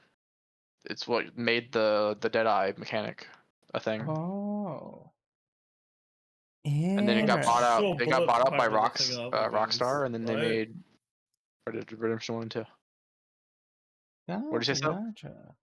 So I'm sure the fucking bullet time shit was in other games, right? Not like the inputs like markers over like the enemies in slow mo and Okay. like yeah, that mechanic. Let's say there's no way that was like the first like instance of it. Well, then again, when did that come out? I have no clue when it came out. It was a very, I think it was like mid-cycle PS2 game. Yeah, Quick Draw. Okay. Quick Draw also, yeah, it was like slow mo, and you would have to like mark where like on the person you would want to shoot. You'd like a little X, and at the end it would like fan it. It was fun. It was pretty dated nowadays, but old Western dueling. Yep. I think 2 has some of that dueling mechanic, but I think it might be slightly different. Mm-hmm. Remaster Red Dead Redemption 1. Bring back. Don't fuck with the multiplayer. Bring it back. Just make it look pretty. Because the game was good. I like the leveling system. I like the missions. I like the open world. Bring back fucking Liar's Dice. That was fun to play. Just bring the game up to a pretty looking standard and bring it to PC. What are you doing, Rockstar? Nah, Rockstar too busy making money in Rockstar- GTA Online. Rockstar doesn't make that many remakes, does it though? Like No. the remakes that it did make were like dog shit. Yeah. Those GTA remakes sucked. They were real bad on release. It was especially crappy because, like, I believe when they released those remasters, that was last year, right? Like, early last year, they released like San Andreas 3 and then Vice City remade, right? And then they were pretty terrible. And then they've also removed the originals from Steam when they released that, so you couldn't buy the originals legitimately anymore. Womp womp. Yeah. Yeah. It was a real shitty situation. I can't believe they didn't learn from Blizzard doing that with Warcraft 3. Bro. Well, what was it do with Warcraft 3? What? They remastered the game, but they also made it slightly worse. But they also removed the old version of the game that people were playing, so you had to play the new, shittier version. Yep. Oh, they did Yeah, that. the They old did the that with older version actually Overwatch. worked better too. They did that with Overwatch as well. Oh. You know what they didn't fuck up? Diablo 2 remastered. Got that one right. They didn't They do it. fucked up Diablo 4. They did fuck up Diablo 4. They did that one. Play Last Epoch instead. Has Blizzard Play- not fucked up anything recently? No. Starcraft Remastered. That was pretty good. It's literally just HD texture pack for a freaking game that came out in the 1990s. But you have to pay for it, right? Yeah, but the original game is I free see. now, so you could play the original StarCraft, and then if you want to pay for the HD prettier version, you Yeah. could just pay for it. I thought you said etchy version. I was like, what? The etchy version? Oh. I'm sure that's a thing too. The edgy version. Version? I Version. wasn't paying attention. I always say virgin when I start to say version. I don't know why. It's The edgy like virgin. You're definitely saying virgin every time. Some got new thoughts on my Version mind, sussy. It's Virgin, like yeah. Sussy no, soap. no. It's just how I just struggle to say that word. I don't know why. Soap I is say a virgin as vampire. well. Don't worry. Version. You said Like- version again. No, I didn't. There's no way I said that word. You did. Virgin. Version. Version. Version. Version. Okay. How do you say Version. it then? Version. You're saying it the same. No, I'm not. What version Like, are you on? This is Is this version 3. gaslighting? Honey, are you still on your gaslighting arc? No. The gaslighting arc never Yeah. ended. Ciel? Yeah. Yeah, I was gonna say Ciel off a gaslighting arc? There's no way. Oh, you can. Well, you know, get Ciel likes to gaslight gatekeep girl boss. You know. Fuck yeah. I died inside.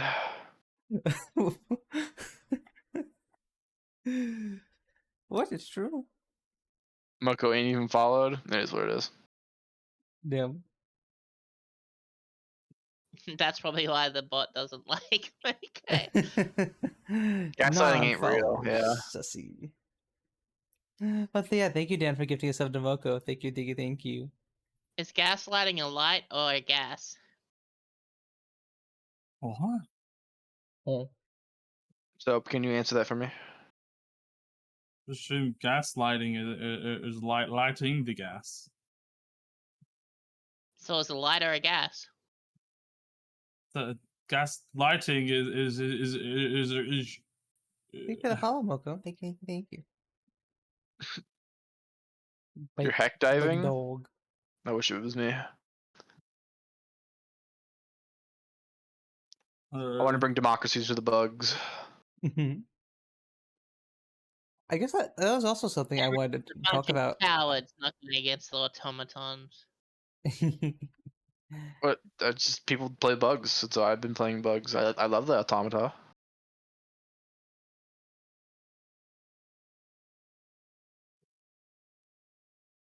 So which do you, Sooky and Siel, which do you think is harder, the automata or the bugs? Automata easy, but also the bugs are sort of more annoying on a general scale. Just all the armor they got sometimes. You run into a lot of chargers. You don't run into a lot of armored. I find automatons are easiest. Easiest? I don't know. There's not a whole lot of armor to deal with on the automata side. They don't send a whole lot of armor at you, but they have a lot of like rockets and shit. Bugs don't got that. It's also because the tanks also like can't go up certain terrain. And they get stuck really easily, where like the bugs, they sort of like, they can go everywhere. There's a way to stop the spawns of the automatons, but there's not a way to stop the spawns of the bugs. True. And They have their so- pros and cons. I and don't you can think see exactly what's going to come before they actually spawn, where the bugs, it's like, oh, what's going to come out of the ground? True. Mhm.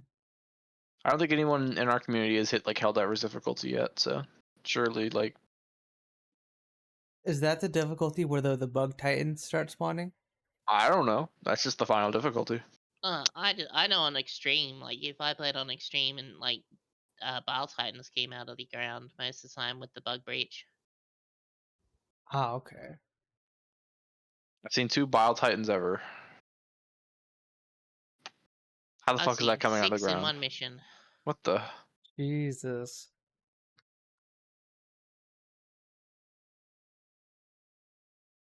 I don't know. The bugs are hard, but I feel like the mechanoids or the whatever. The robots, they have a better feel. I don't know. I feel like fighting a war more than fighting a horde.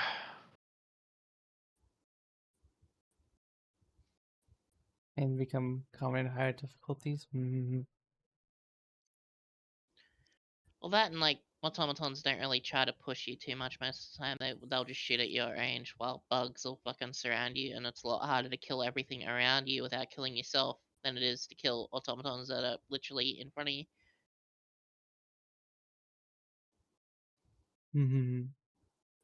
Especially with half the bugs turning into acid forms later, where if you kill them close to you, you're covered in acid.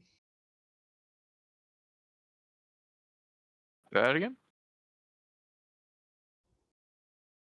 Especially with half the bugs like having like acid sacs on them, so when you kill them, they explode on you. So if they're too close, you fucking get slowed and damaged over time.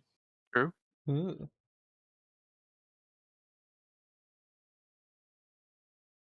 And bots are super susceptible to suppressing fire.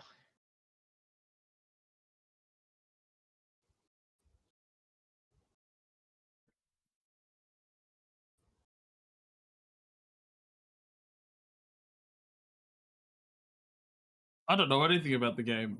You play it, it's pretty good.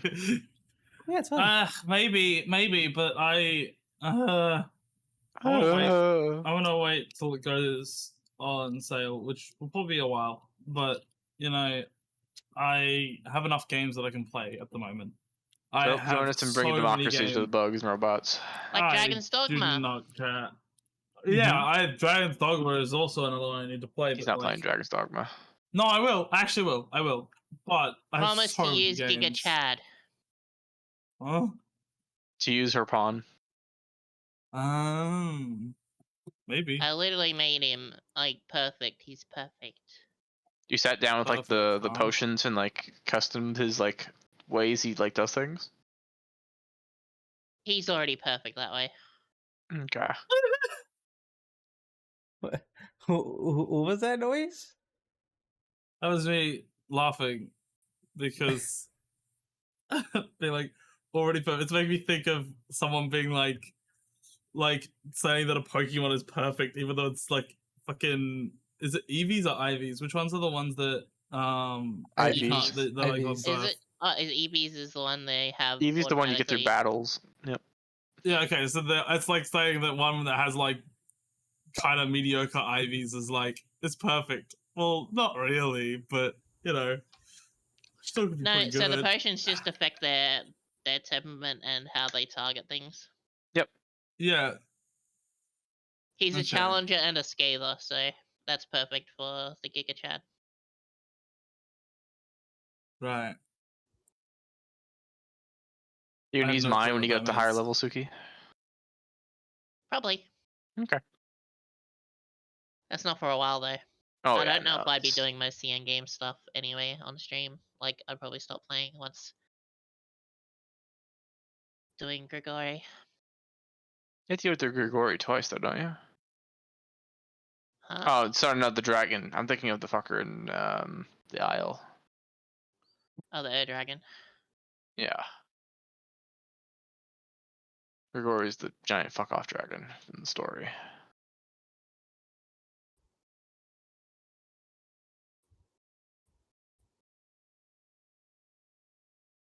Anyone watch the Netflix show Dragon's Dogma? No. It's a When did that come out? Netflix show? The whole show? Yeah, it's super dark. Show as in movie or show as in like series? Series. Okay. Because I use show for animated. movies as well, so I get confused. Why do you do that? That's why I you don't get know if other people confused. do that. No. I don't know if anyone else does that. Does anyone No. else call like a movie a show? Oh, a movie, It at a least show? captured. It at least captured the universe, Dragon's Dogma, and like the bleakness of it.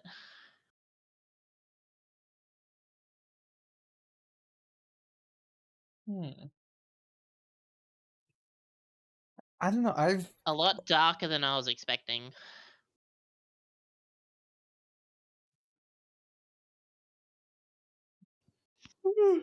A show. Is it a movie or is it a TV show? It's a series on Netflix. Mm-hmm. I don't know. I've been wary of TV show adaptation that adapt games. Usually they don't turn out very, very good. Well, I think this one's from a book. Oh, I see. I guess I guess it feels like games that are based off of books are pretty easy to adapt. Because I heard the Witcher show was really good. Wait, the live action? Would you say so? The live action? The live action, yeah. I gotta be honest, I didn't even like the first season. Really? what? Okay. The Witcher live action. Really? I loved it. I didn't watch anything else, but I hated the first season. Like, I don't know. Season and 2 then was pretty from good. what I saw from everything else just made me not wanna.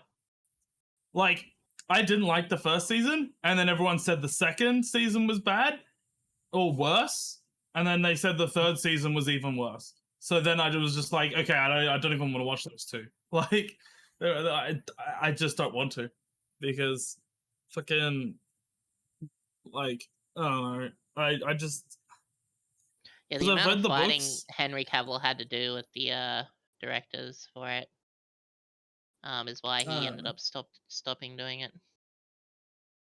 I haven't read all the books. He kept trying to make it. He kept trying to make it like, you know, like the books in the game, but like they just wouldn't. Yeah, you want to keep it faithful, and they wanted to do it their way, which ruined it.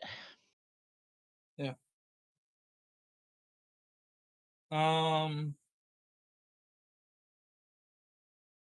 As someone who's never played any of the games besides 3 I think and that's didn't the really issue. enjoy the game, I liked the show. I think that's the issue. Fab. I went into it with expectations, and yeah, it's kind of hard for me not to, because it's my favorite video game, The Witcher 3. And honestly, my favorite lore, I would probably say, I think I prefer The Witcher's lore to like the Elder Scrolls lore, and it's kind of hard to go into something that's. My dad and his girlfriend loved it. Like, it was the right type of show for them, and they've never seen the game or the novels or anything, so it's perfect for people who don't know. Yeah, anything I think about that's the issue. Is I wanted it to be faithful, because I like the source material, and it's not faithful, and that kind of ruins it for me.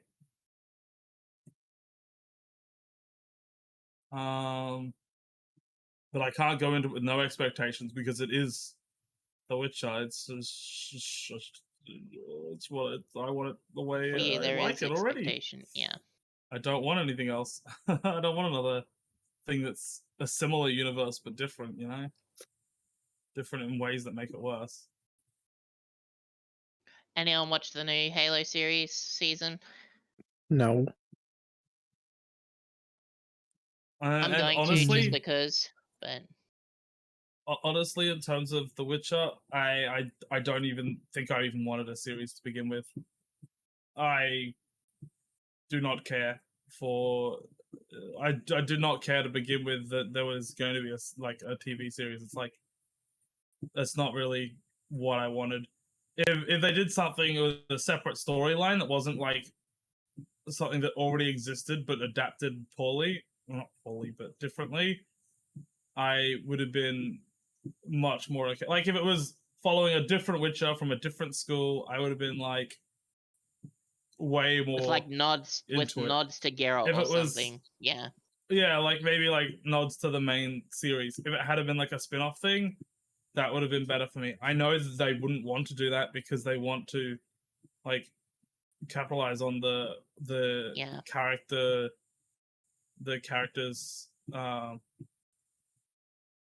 Yeah, I wish it was a new story because I can already read those stories in the books, and I already like the stories that are in the books. And if it had been some new stuff that was canon to the thing, but a separate story, that would have been way better. I just don't want them to adjust stuff that was already laid down. Like, it already has a good foundation. Like that's why I like game adaptations of shit. They're not really adaptations. They're more like an expansion on the pre-existing A lore a different lot of the telling, time. yeah. Like the Witcher games, they're post the Witcher books. Like they're all new stuff. Like it's not a retelling of something. It's a new thing. Same with Cyberpunk. I'm just sucking off fucking City Poet Red's dick. What is what is another series that does it? That's something where they take a book and then they expand it more. I can't think of something else. Or not a book, but a book or a franchise and expand it somewhere else. I just Star Wars. I don't know. You got, Star like Wars. KOTOR Oh yeah, and KOTOR Look, 2. Last Jedi. That was pretty. Actually, not Last Jedi. Jedi Survivor. Fallen Jedi. And yeah. Uh, And Fallen yeah, Order. that Fallen Yeah. Jedi. Sorry, that those. What's it called? That's better. I like that. I like the new stuff, like new things. Star Wars that actually does a lot of that.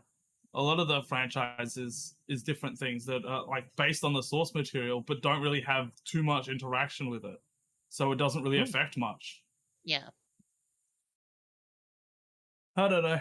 I just.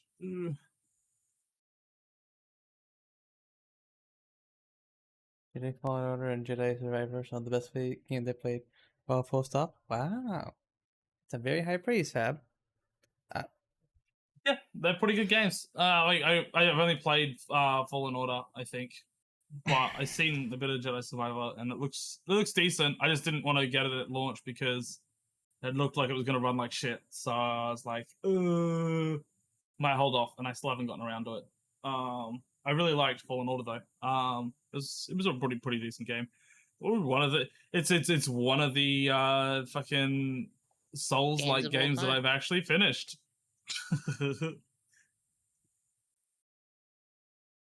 I'm surprised. I say I don't like Souls-likes, but I don't know what it is because I do like Fallen Order. I guess it's because it's not that Souls-like, but it is Souls-like, you know.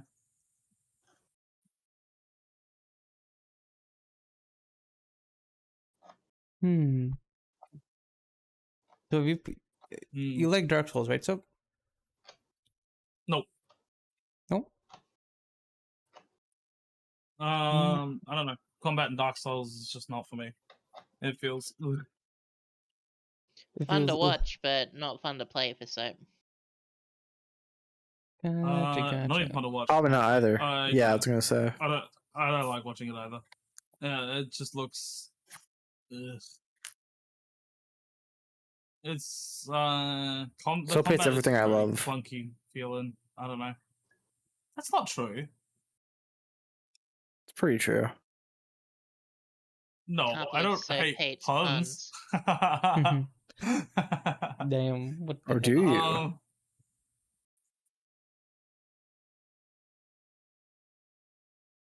You liked Lies of P, but had no love for Dark Souls. Interesting. Friendship with Fab ended.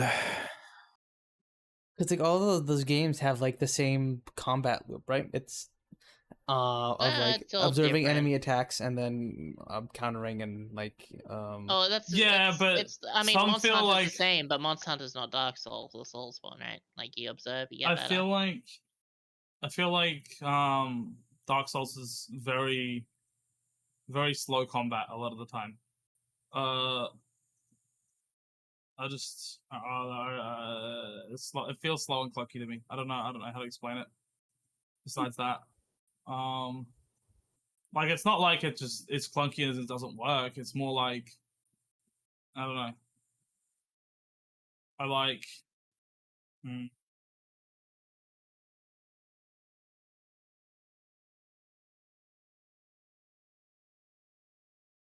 Yeah, you'd like Sekiro a lot, Fab.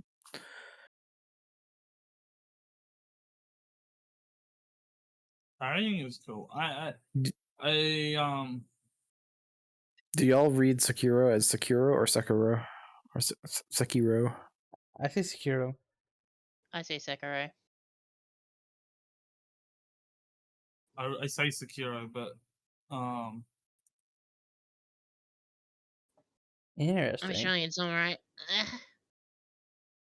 Sekiro. Sekiro. Yo, Sekiro. Sekiro. Bro. Yeah, well, yeah. In Japan, eyes are like pronounced more than more like e than it. You know, it's not really eyes are pronounced that way. It's more that, yeah, you know what I mean. Surely. Father, why is the gay pickle a weeb? I don't know, Jimmy. I I'm don't know not why. a weeb. I'm not a weeb. I'm not a weeb. That's not true. Oh, so you identify as gay pickle? It was no, I don't. It's just that's what I've been named apparently. I don't want to identify as that, but I'm being forced to, you know? It's just how it is, you know? We gotta deal with it. But what was I gonna say? Sorry, I meant otaku. No, that sounds even worse! For some reason that actually sounds worse. Even though it's not meant to be worse, otaku just means you're a nerd, basically. But weeb means that you specifically like think you're like fucking. What about a neat? Neat. I don't think I'm a neat. I go to work. Do I go out and do anything else? I don't know. Not really. But you know. I mean, a neat just means you're not working or in education or Mooseburger and like that. So Molson? What the fuck is that? Is it a moose burger? Oh. That's a moose burger. But is it actually made out of moose meat? It's like a moose. Why would that change me? I'm confused.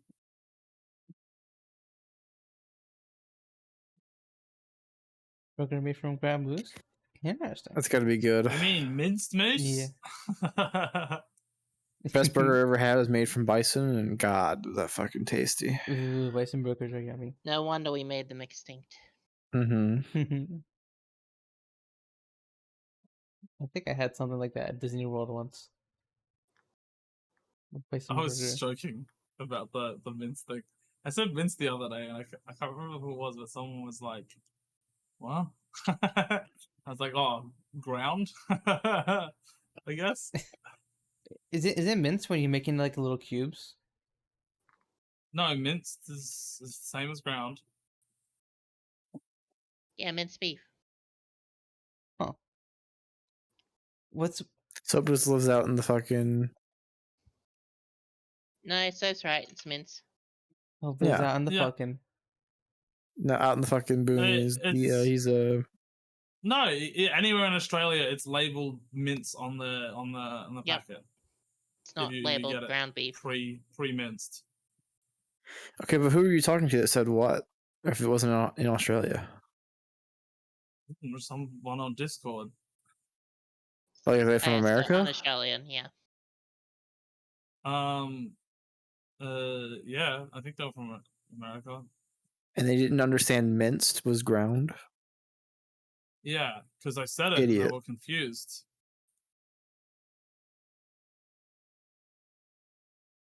Mince is not even like just an Australian word. That's just a word. That's just you But can I don't understand think it's the concept commonly of used. minced. I don't think it's commonly used. It's like rarely used. It's pretty used. Is it? Okay. I don't know how they didn't know then. I'm trying to think of who it was.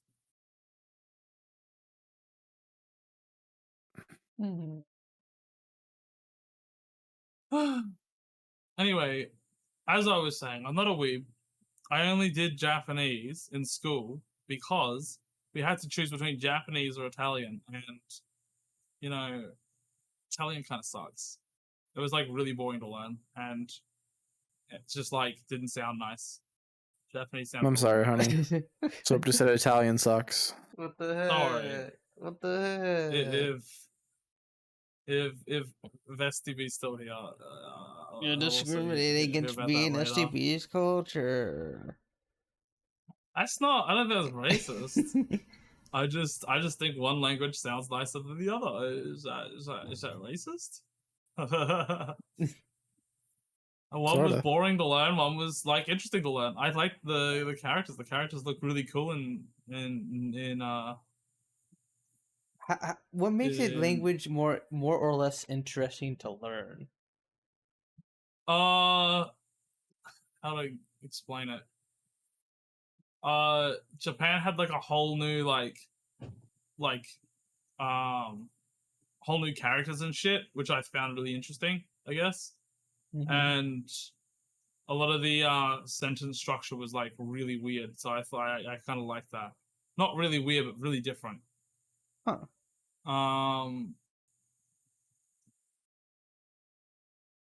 Characters like Naruto. Shut the hell up. So you are a weeb. What do you mean? No, not characters like that. Characters like letter characters. They're oh, what? I see what you're saying. What does that mean? Everybody at soap with whatever SCB said. Yep. I've tried. I couldn't figure it out. I don't know what it means. Should I Google search it? Sure.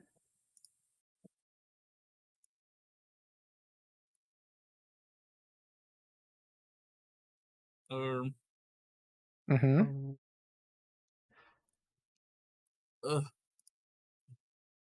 He's reading. He's pausing. Ah, means eat shit.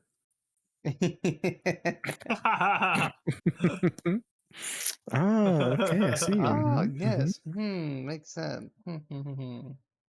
Understandable. Don't push See, I don't know. It just Maybe doesn't sound as appealing, you know.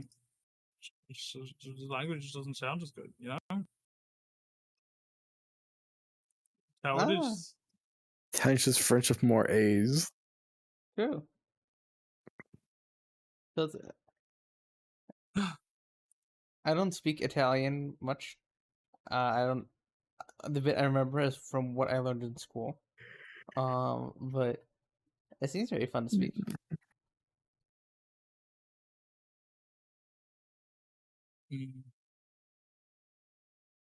Just French and Spanish mixed. True. Kind of true.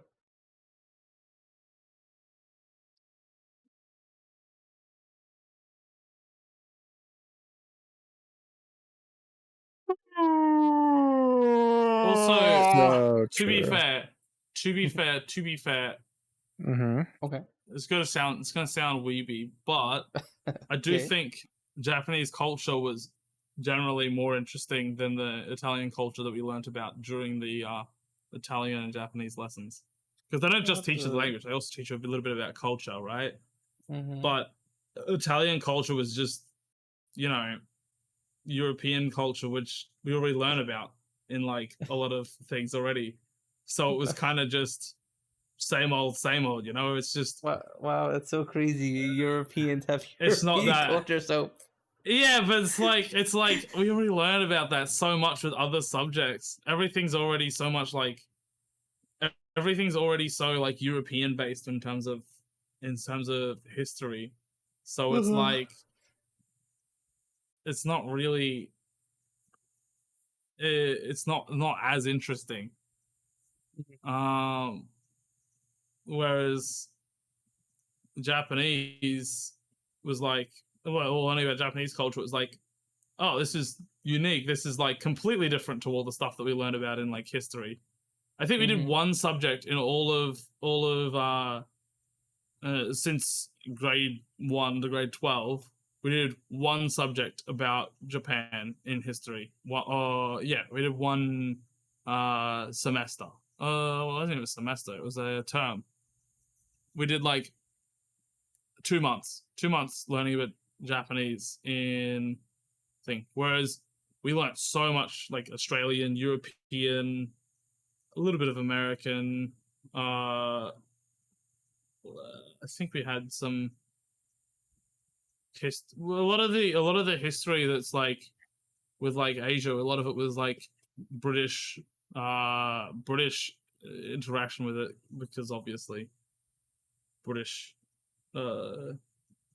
Britain kind of interact with everything. It had a lot of control over the world at some point. But yeah. I do spend more time in How Asia much? in Canada. Well, Asian like we did spend a lot of time on like on Asia, but it was like Asia from the influences of like interacting with Europe and shit. Like we learned about the Silk Road, but a lot of that was like from the like thing of they're trading with other parts of the world. So it was more like whole world, well, not whole world, but you know, like Asia exclusively post Euro contact. Yeah. Lasky umadi sa pony iomos as well. So true, Jamie. I'm not translating all of these. I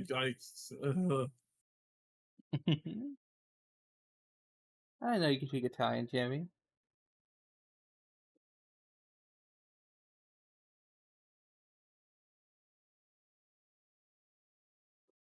like what we did learn about. What else did we learn about? I can recall the Silk Road. I can recall learning about like what era of Japan is it called? Um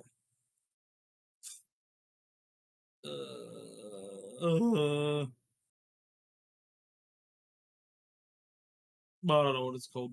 We learned about some Chinese history in terms of like terracotta warriors and shit like that. The dynasties, feudal. That's right, feudal. We learned about feudal Japan.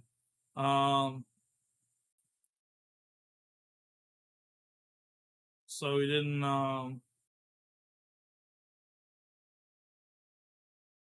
I think that's about the extent of Asia we learned about.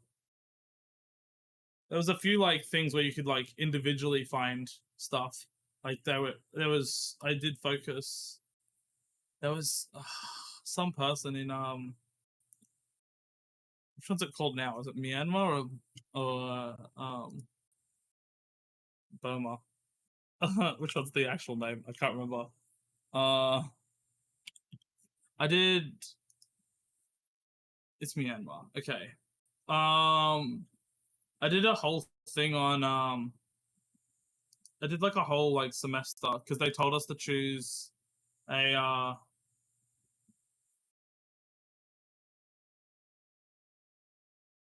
all very biased history. Oh yeah, same with us. At least I think it was very biased. It seems very biased.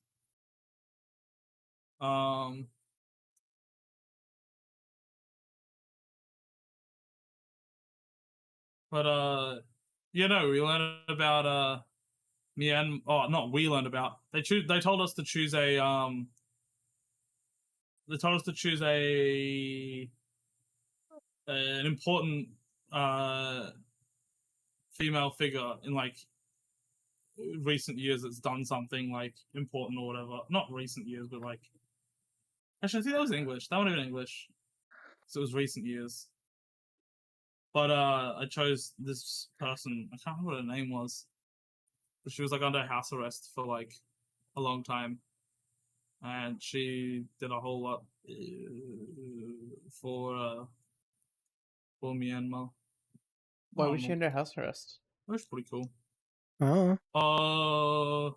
Because the government at the time didn't like what she was trying to do. I think it was a military government, I believe. Mm-hmm. And she was trying to like get it out of that. I can't remember. It was so long ago. This is like grade fucking 9 or grade 10. That's like 6-7 years ago. Gotcha. Yeah, no, that's fair. I can barely remember what papers I did in high school and stuff.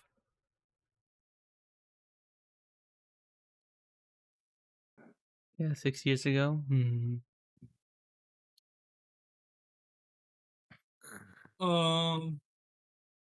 Hmm.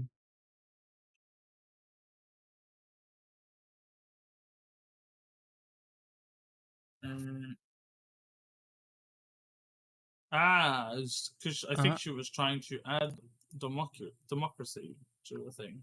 Just trying to democracy. She was trying to more democracy, and they didn't like that, so they put her in house arrest. She still went in office though. Oh, she was in office until 2021. Oh, let's go. Wow. It was 2016 when she got in. That's pretty good.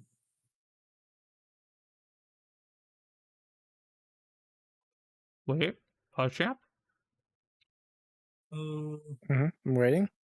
What does the dog show us? Dog? Mokochi. Big dog. What are you waiting for?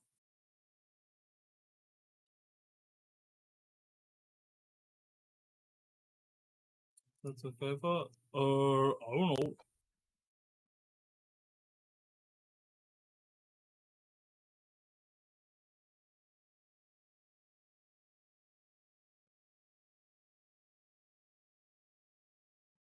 I don't remember. I haven't been keeping up with it because I looked at it for a semester back in like 2019. Not 2019. Probably like 2018 or 2016. 2017, sorry. Oh, who's in charge now?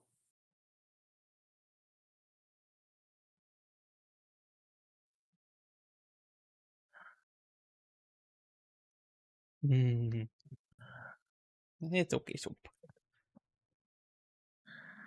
We I'm all not up forget to our date. history. It's not. I don't think it's history. I think I was actually. I did it in English. Well,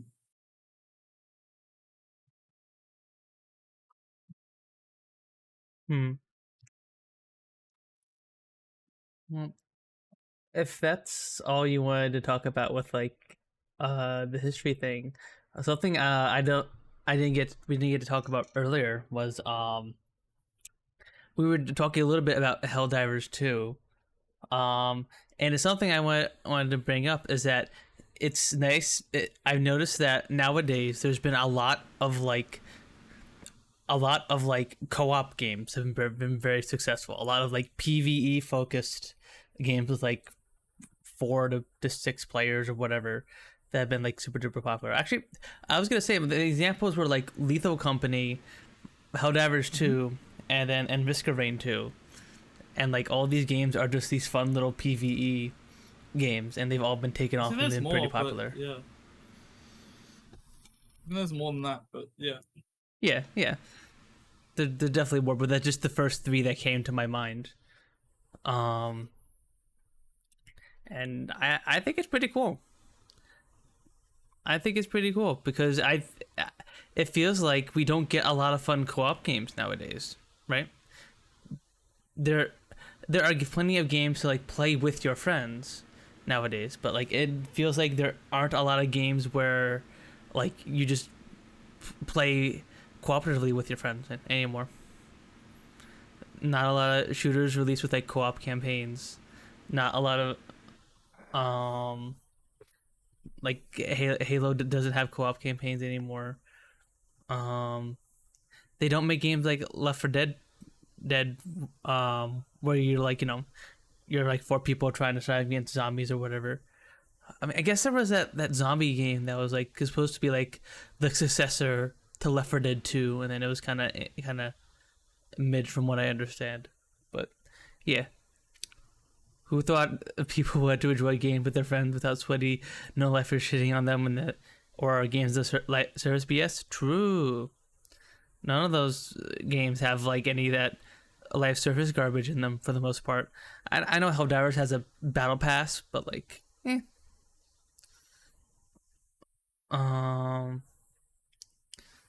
But yeah, what do you guys think? Isn't that cool? I think this is a good step, a cool thing. Yeah. Did you see the articles about single player shooters not being them being like, oh, single player shooters are just it was EA, I think. Yeah. That was like, oh, single player shooters this is not the market for them anymore. What the fuck are you talking about? True. I'm sure there was one that came out last year. Wait. Let me think. The Dark Tide game was kind of similar. True, Nate. True. That's another co-op one. Dark Tide.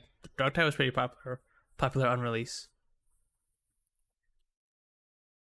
Yeah, I think it was like a couple weeks ago. It was fucking. They said something a long time ago that single player games, yeah, they were like single player games just aren't it isn't the market for single player games. Then they released Jedi Survivor and it did really well, and then recently I think it was I think it was just another article. It was like I think it was just trying to look like clickbait wise. Mm-hmm. That was in well, they also said it for Jedi Survivor. I meant Jedi Fallen Order. Jedi Fallen Order came out like as fucking EA was claiming that no one wants single player games anymore. And then it's like, oh, that game really did well. Yeah. And then but recently EA released like a really high budget game. EA what was the flop recently? They said multiple times since then. Yeah, that sounds like something EA would do. Immortals of Avium. Does anyone know what the fuck that is? It cost around 125 million to make. And apparently former dev says a AAA single player shooter in today's market was a truly awful idea. Like I'm pretty sure there have been some. I don't know what that dev is talking about. There's been like some. The biggest issue with that, with I think with that with just the whole like saying that it's a bad idea is people who did play the game didn't even like it.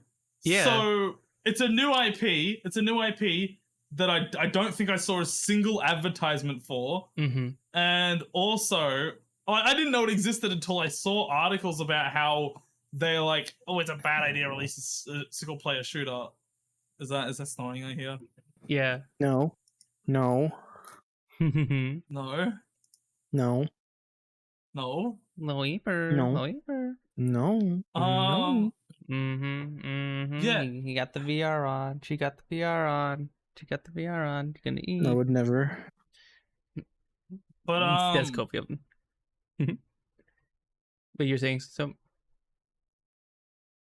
Yeah, they blame the market and not the fact that the game was dog shit and they barely like advertised it at all. I was just wild. They didn't advertise they didn't advertise it at all, and people who did play it said it was shit.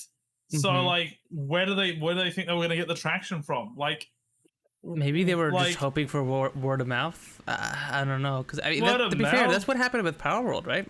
Power World was just word of mouth. Yeah, okay, but that's because it's an indie studio, not EA. You know, it's not EA. Like, if you're an indie studio, if you're in, are they considered indie? I think they're considered indie. Spent a lot of money on ads for that game. It was just bad. Huh. It's not for Bethesda. It's not why they hired Emil. It's why they promoted him. He was fine in the position he was in, I think, Oblivion. Why did they promote him to fucking lead quest designer? That's fucking... That blows my mind. Like, what? Because I mean, a lot of people say that the Dark Brotherhood quest is good in thing, and I think he's the main person behind like Dark Brotherhood quest with like a lot of like the feature shit in that quest in Oblivion. But like, I don't think you should be writing main quests. They all kind of play out the same way, and they all seem to have like weird twists, like twists that aren't like, they're like, whoa, twist every single fucking story, twist, like, and it's always like a stupid fucking twist. I don't know. Ladies and gentlemen, we've entered the Bethesda segment. True.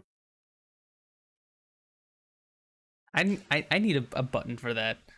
We're like, whenever we enter the Bethesda segment, it's like, ladies and gentlemen, I didn't mention it. I didn't mention it.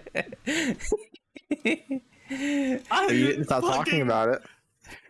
Just because someone else mentioned it.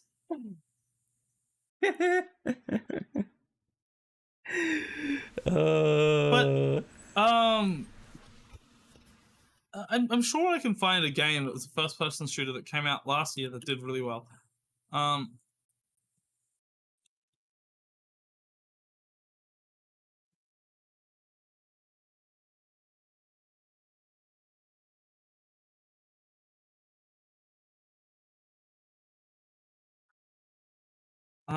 Best PC shooters.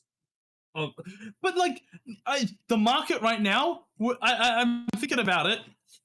How well would the market react to Doom, a new Doom game? They would fucking lick that shit up. True. Like Doom Eternal sold really well, from what I understood, right?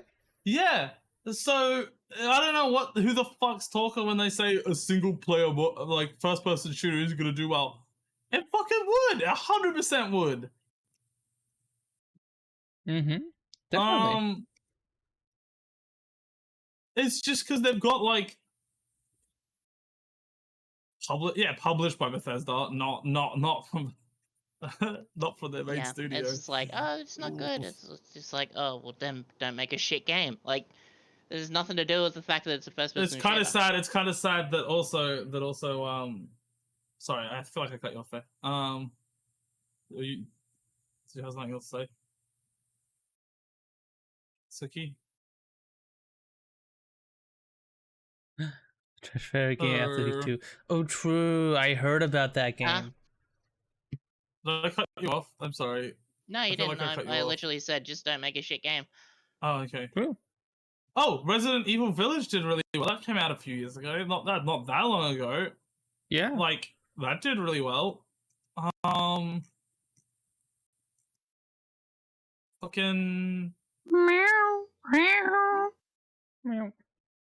So true. if Halo had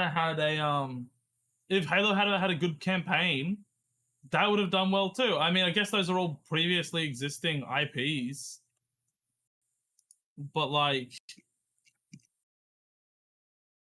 you know, I don't think it's necessarily that it's like dead. Yeah.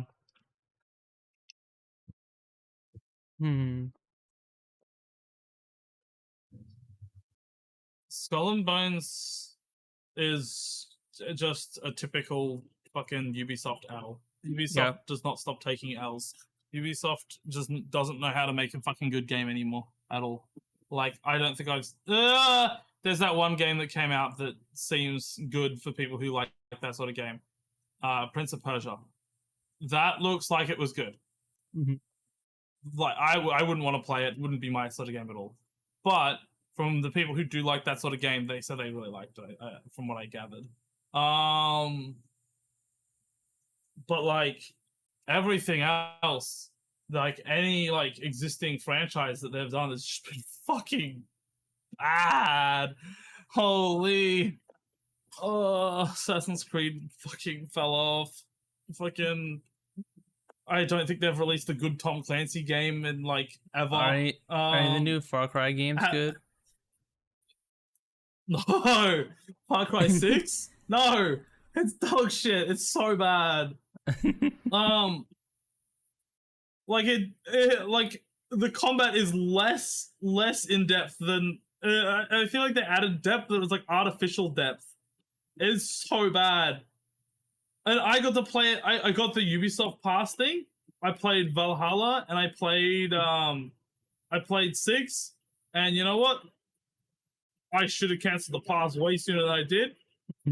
But like, even though at the time I felt like I got it for like $25, $12, whatever the fuck, I felt like I got those games for cheap as fuck. I didn't feel like I was even getting my money's worth at that point. It was just so bad. They were so fucking bad. And people are like, "Well, how can you judge it if you didn't finish them? They're that bad that you don't need to finish them. It's the same fucking shit the whole way through." A good story wouldn't even save the fucking gameplay. It's so bad and repetitive. Oh, Ubisoft loves their go-to high place. Reveal more of the map. Go to next high place. Reveal more of the map thing. It's stuck on this same design, and they have not changed it. Yeah, but Far Cry 6 was like, I don't know.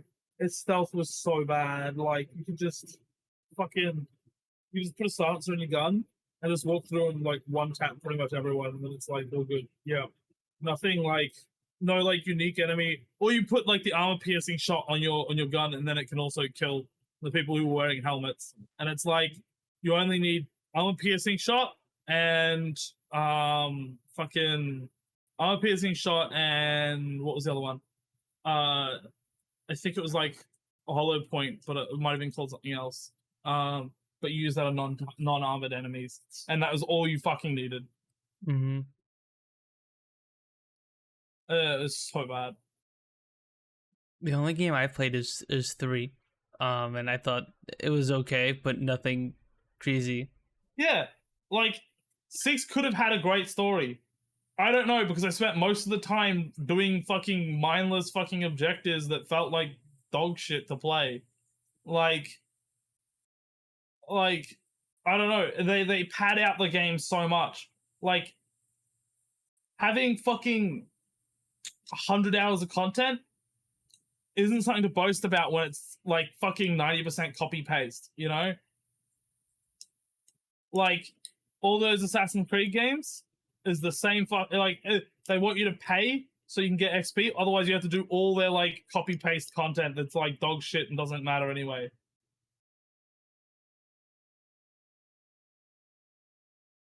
Story didn't make sense even when 6's story didn't make sense. I don't know. I know that the villain that they had, it would have been really good. It would have been really good. Like that guy. Oh, I don't know what his fucking name is, but he's the guy who's he's like Gus Fring. Is that how you say his name? In fucking Gustavo Fring, the villain in Breaking Bad. He's the guy. He's the guy the guy who plays him. He's the guy who plays the villain in 6. Like, it's literally him. And you know, he's really good at like portraying that kind of like fucking character. But like fucking like it's fucked because like the whole game is like ass. Like everything, but like his performance, it could have been amazing, but like, you know, the rest of the game is so dog shit that it like doesn't help.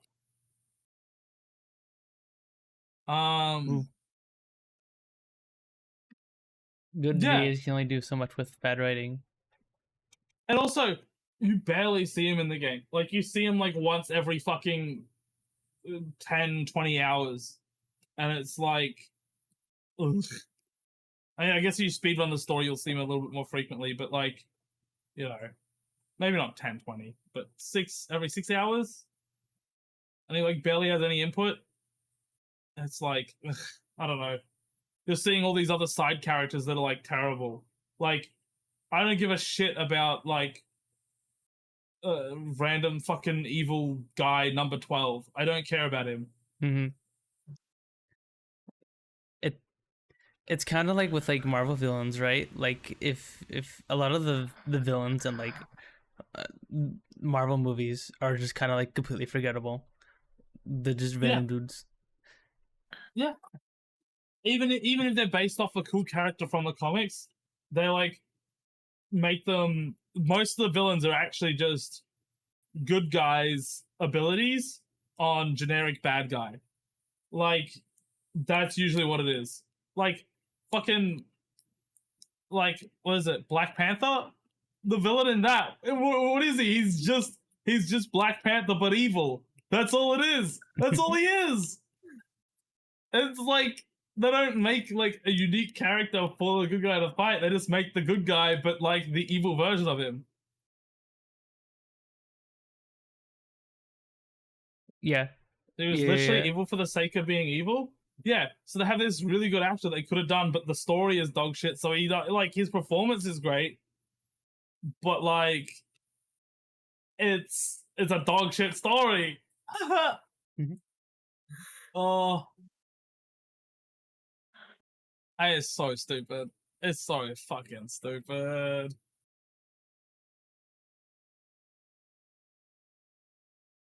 Ultron did have a very good VA, Ada.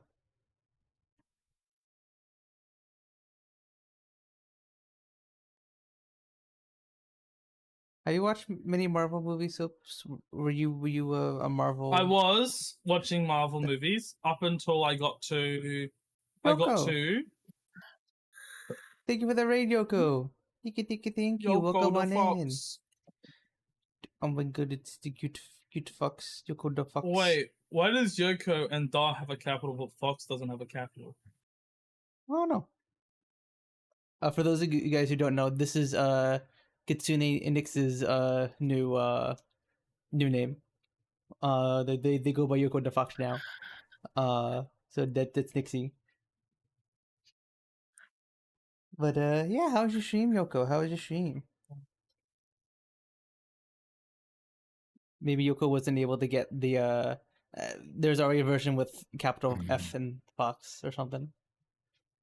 That's not how it works. Twitch doesn't use capitalization for things. Oh, okay. Okay. You can always change your capitalization because Starfield? No, I don't want to talk about that. I'm just waiting for mods to come out. I'm just waiting for Bethesda to release proper modding support and see if mods will fix anything. That's it. That's all I had to say. Done. This makes me fucking. I need like a transition where it's just like Like, you have reached the Starfield section of the podcast. But Or yeah, something no, like that, like a video you're host asking thing. for. I watched like pretty much every. Watched pretty much every Marvel movie up Mhm. until I stopped watching them.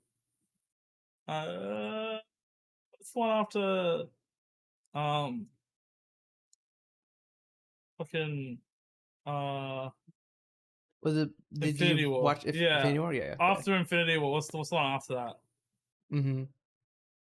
What's the like? Phase 4 or like? No. What are they? Oh wait, is Infinity War the? I can't remember. Is Infinity War? I don't remember. So Is Infinity War War. the second? Like the two Infinity really War is big the first ones that one, like everyone and then combined. the next one is also Eager. Eager. Endgame. There we go. Endgame, Holy. yes.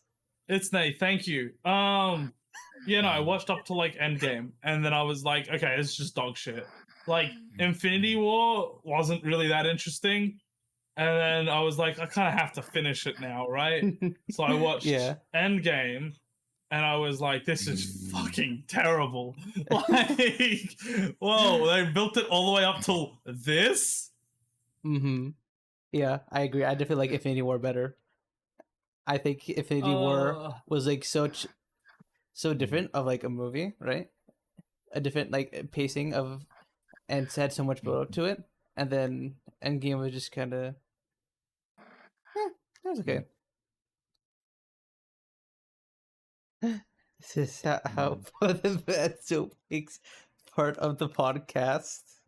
What do you mean bad takes? I don't know. I feel like Marvel movies just get really repetitive, and having them all like having every character combine into one thing just didn't really work that well. It kind of just felt over the top for the sake of being over the top. It was just The only one good long Marvel like movie fucking was fight scene. And it the was not like Spider-Man one with the first Spider-Man one with actual story. what's his face? I can never remember his name. Tom Holland. Tom Holland, yeah. The first Spider-Man with Tom Holland was a good one. The first Iron Man movie.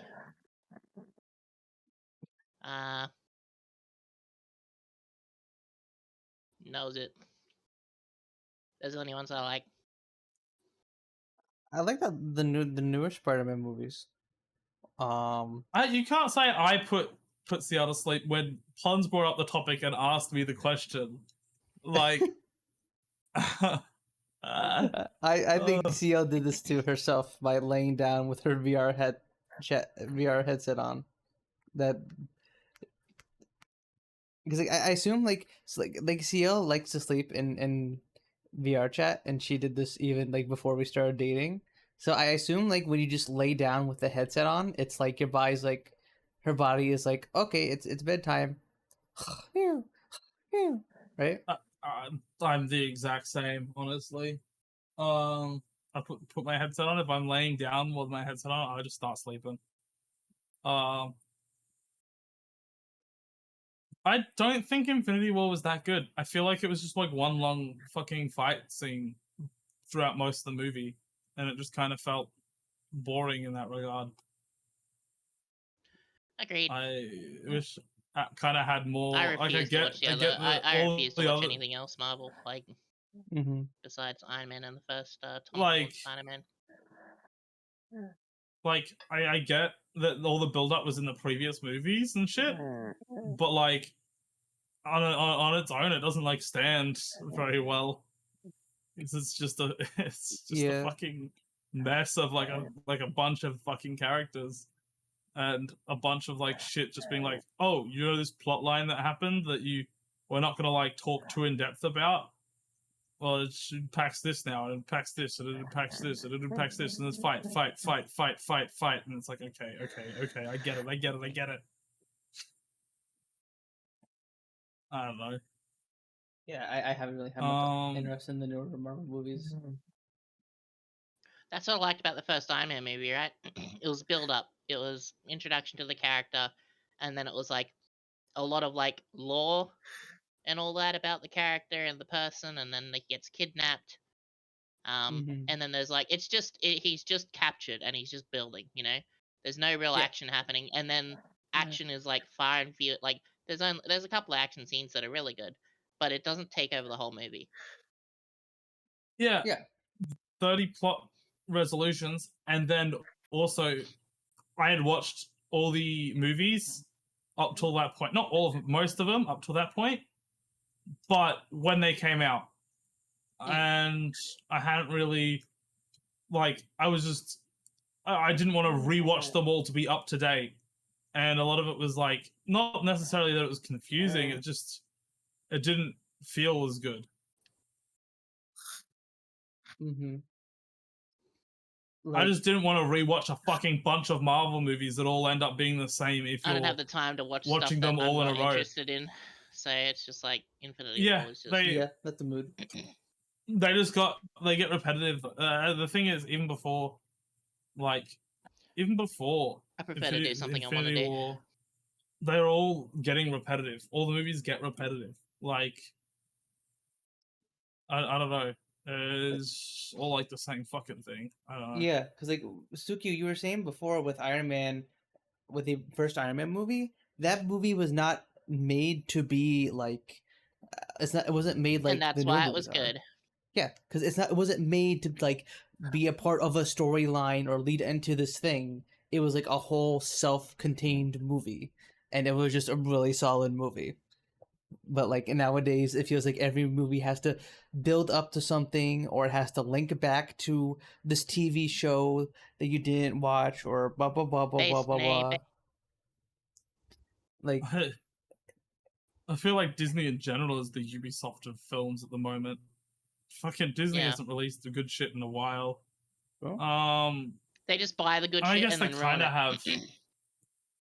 I guess they kind of have released a couple good things, but majority of it's dog shit. I heard the new Disney animated movie was kind of meh. It was to celebrate 25 years. I or would something? happily watch a Soviet art film. Did you not watch Andor? I did not watch Andor because I got sick of Star Wars, very much so. I'm willing to give something else Star Wars a try, but Rogue One and Obi-Wan was the last good Star Wars for me. Rogue One was good. I heard Obi-Wan was even that good. I enjoyed it.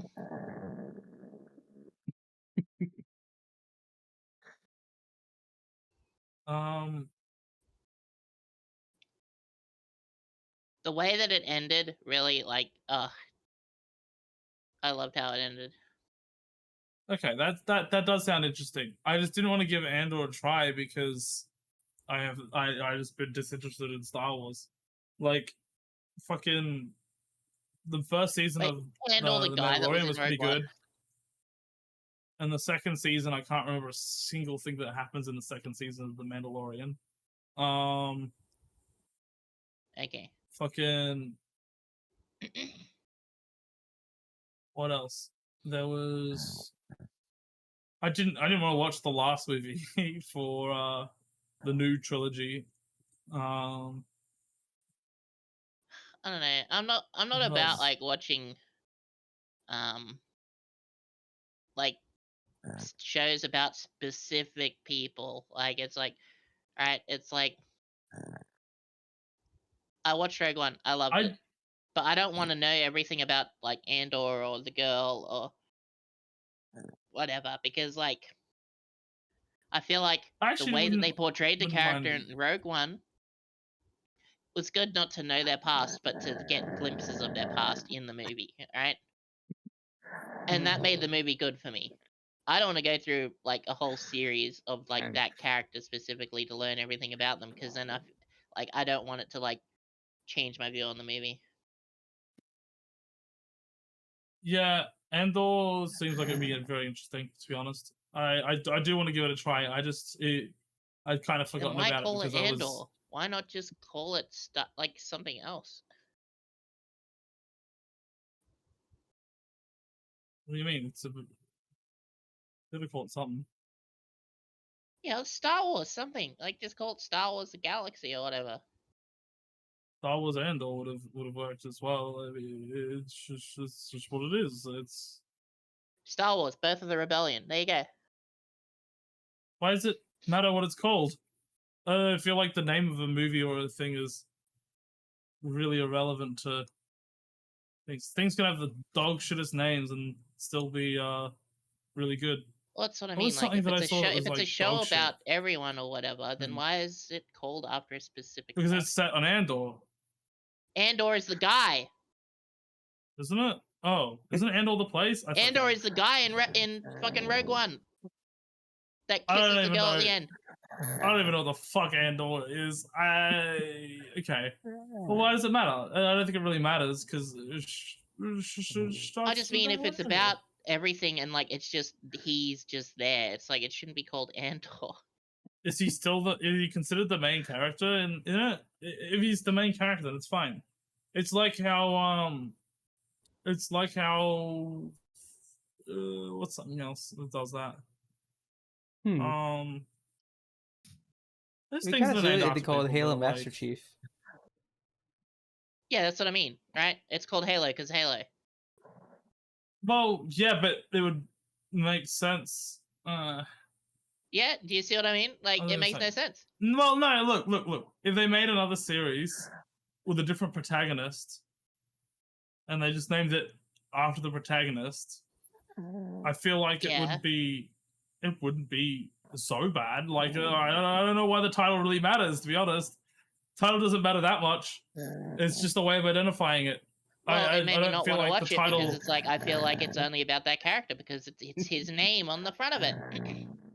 I don't even know that the fucking character's name. to be honest. Obi-Wan was literally about Obi-Wan and Darth Vader. Like Yeah, but like, Star Wars Mandalorian was about the Mandalorian. well, yeah, but then you have Jedi Fallen Order, and then that's like, I guess it's about the Fallen And Order, but Ahsoka. like, should they have it? Like, does it really matter that they like? They didn't call fucking- it Star Wars Cal Ah, Kestis. Yeah, they didn't. Even though they could have, and it would have been him. But like, why bother? I feel like those Cal other ones Kestis are only too. named that way. Those other ones are only named that way because it's like it's just the theme they're going for. Like whatever the protagonist is at the moment, they're calling it. From what Of the I'm protagonist. understanding from people is it's just from the guy's view, but it's about everything else. Yeah, which doesn't seem that bad. I know, it's just for me it's like that's why Halo's Halo, right? You play as the Master Chief and everything's seen through the lens Yeah, of but Master yeah, Chief. okay. But if then what? Okay, so then you don't have an issue. You do have an issue with it if it was called Master Chief, right?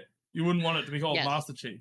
Well, no, like it's But different. Is 'cause How you much are of the thing is actually playing about the Halos? How much of the Halo game is really about the Halos?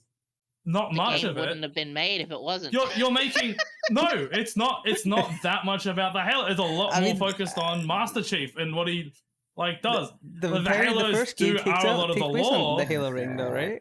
Yeah, Is it it takes not? place, but like, how much of that is really impactful to the story?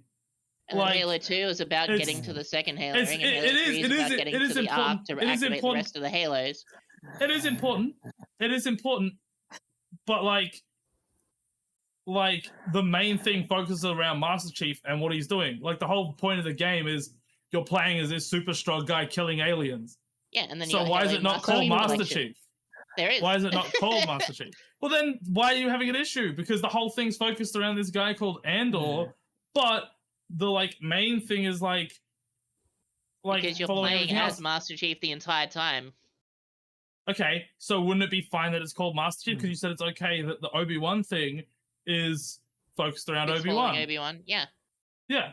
So why is it an issue that this thing that's following around this other main character that still impacts everything? Because you're saying that in Halo, Master Chief's there, but it impacts everything. So that's why it's called Halo. Why does it matter? Yeah, but that you it- never, like, you it never doesn't. really I don't away think it really from the matters. Master Chief, yeah. I don't think it really matters what the thing is named. To be honest, I don't think the name of a show is really that significant to like anything.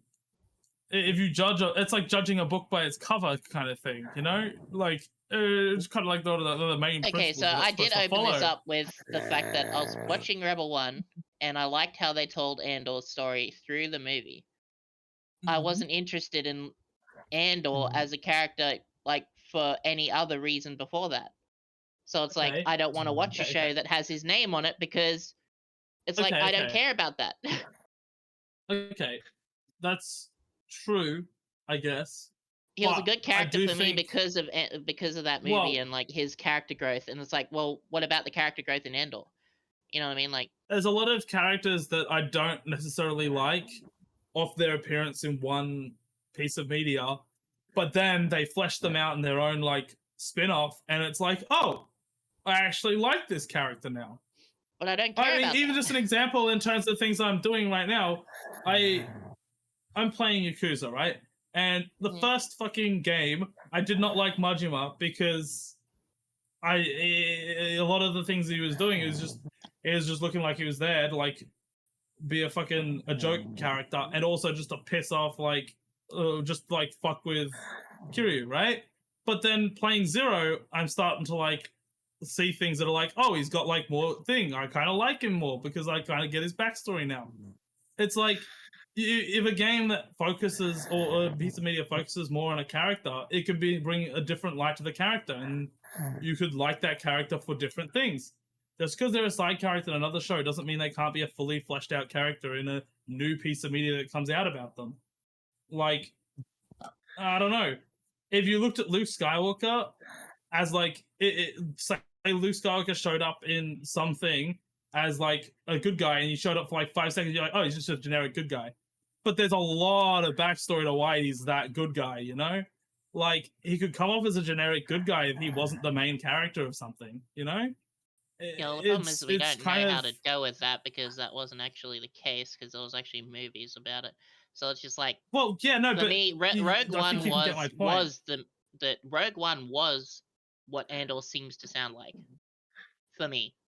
It was the birth of the rebellion and how it became to be, right? That's what the movie was about. Rogue One, sort of.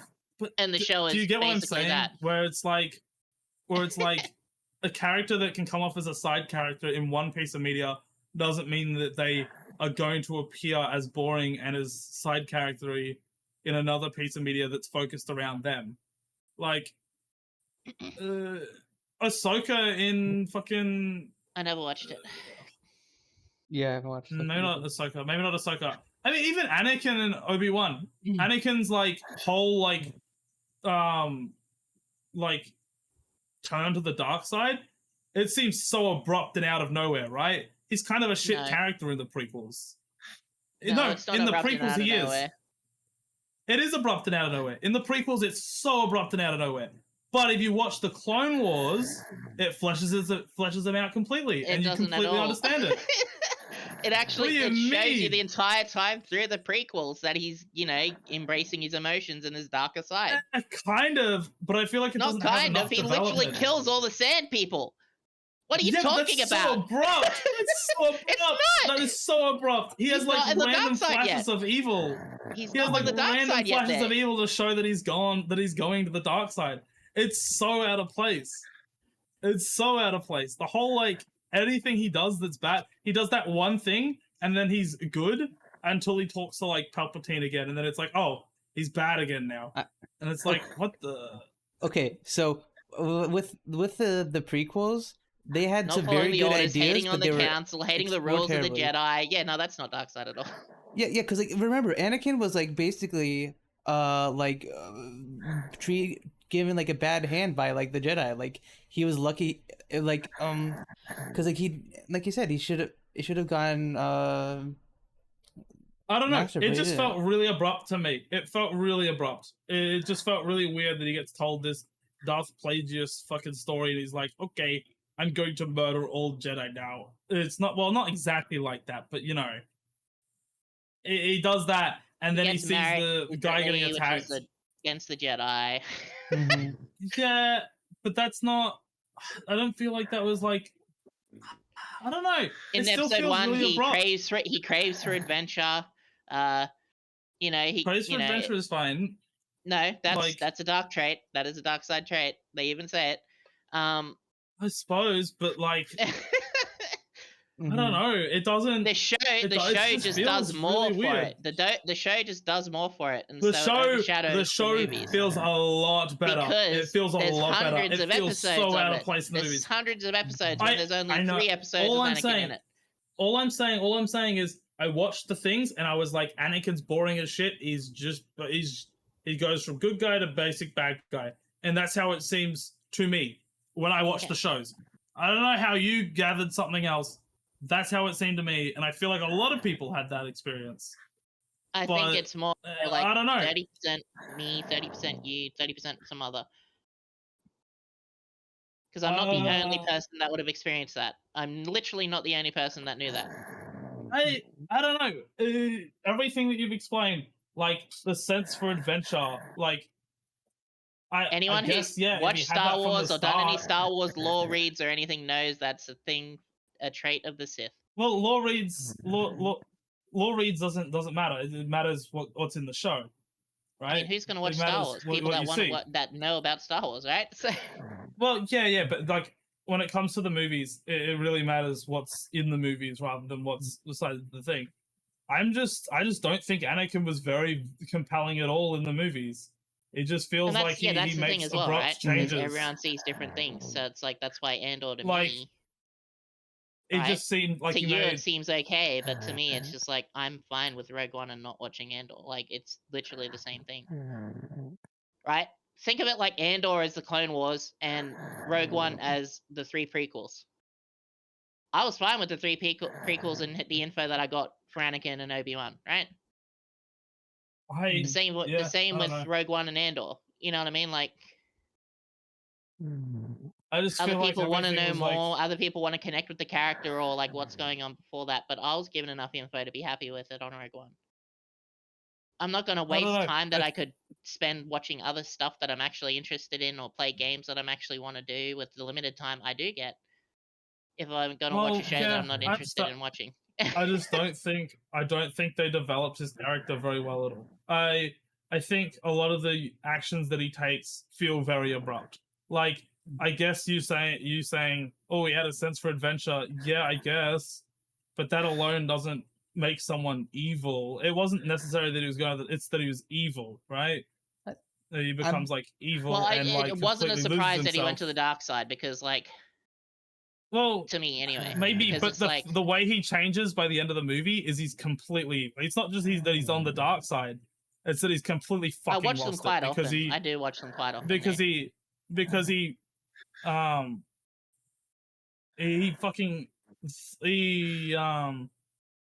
he fucking throws his pregnant wife on the ground. Like, what?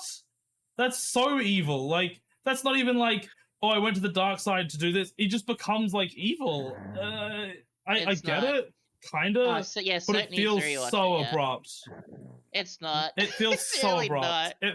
I can't bear watching them. They're actually so fucking Okay, shit. it's just so They are funny so because bad. like he just does it out of nowhere. It's like after he's just killed It a does. bunch of younglings, you know. After Yeah, he's already exactly. been He's evil, killed a bunch of and young shown that he's and shown it's in only the past that he doesn't and- listen to people or like thinks his own Yeah. fucking assumptions. Well, doesn't listen to people. The only thing that he really didn't listen to people with is I guess him going to that planet that he wasn't supposed to. Going Like, to Tatooine, yeah. Flying off in in episode 1 in the fucking Naboo starfighter to go into a space battle. that one was fine. I feel like that one No, wasn't. That's not. I feel like a lot of Just Jedi because you're like, fucking oh, do he that stayed shit. in the starfighter though. He was told to stay put. No, and not I go feel anywhere. no, not like that, not like that, not like that, not like that. Okay. The council Like, refusing to make him a master and not trusting him. You know, literally sowing the seeds of doubt within him, which is the dark side.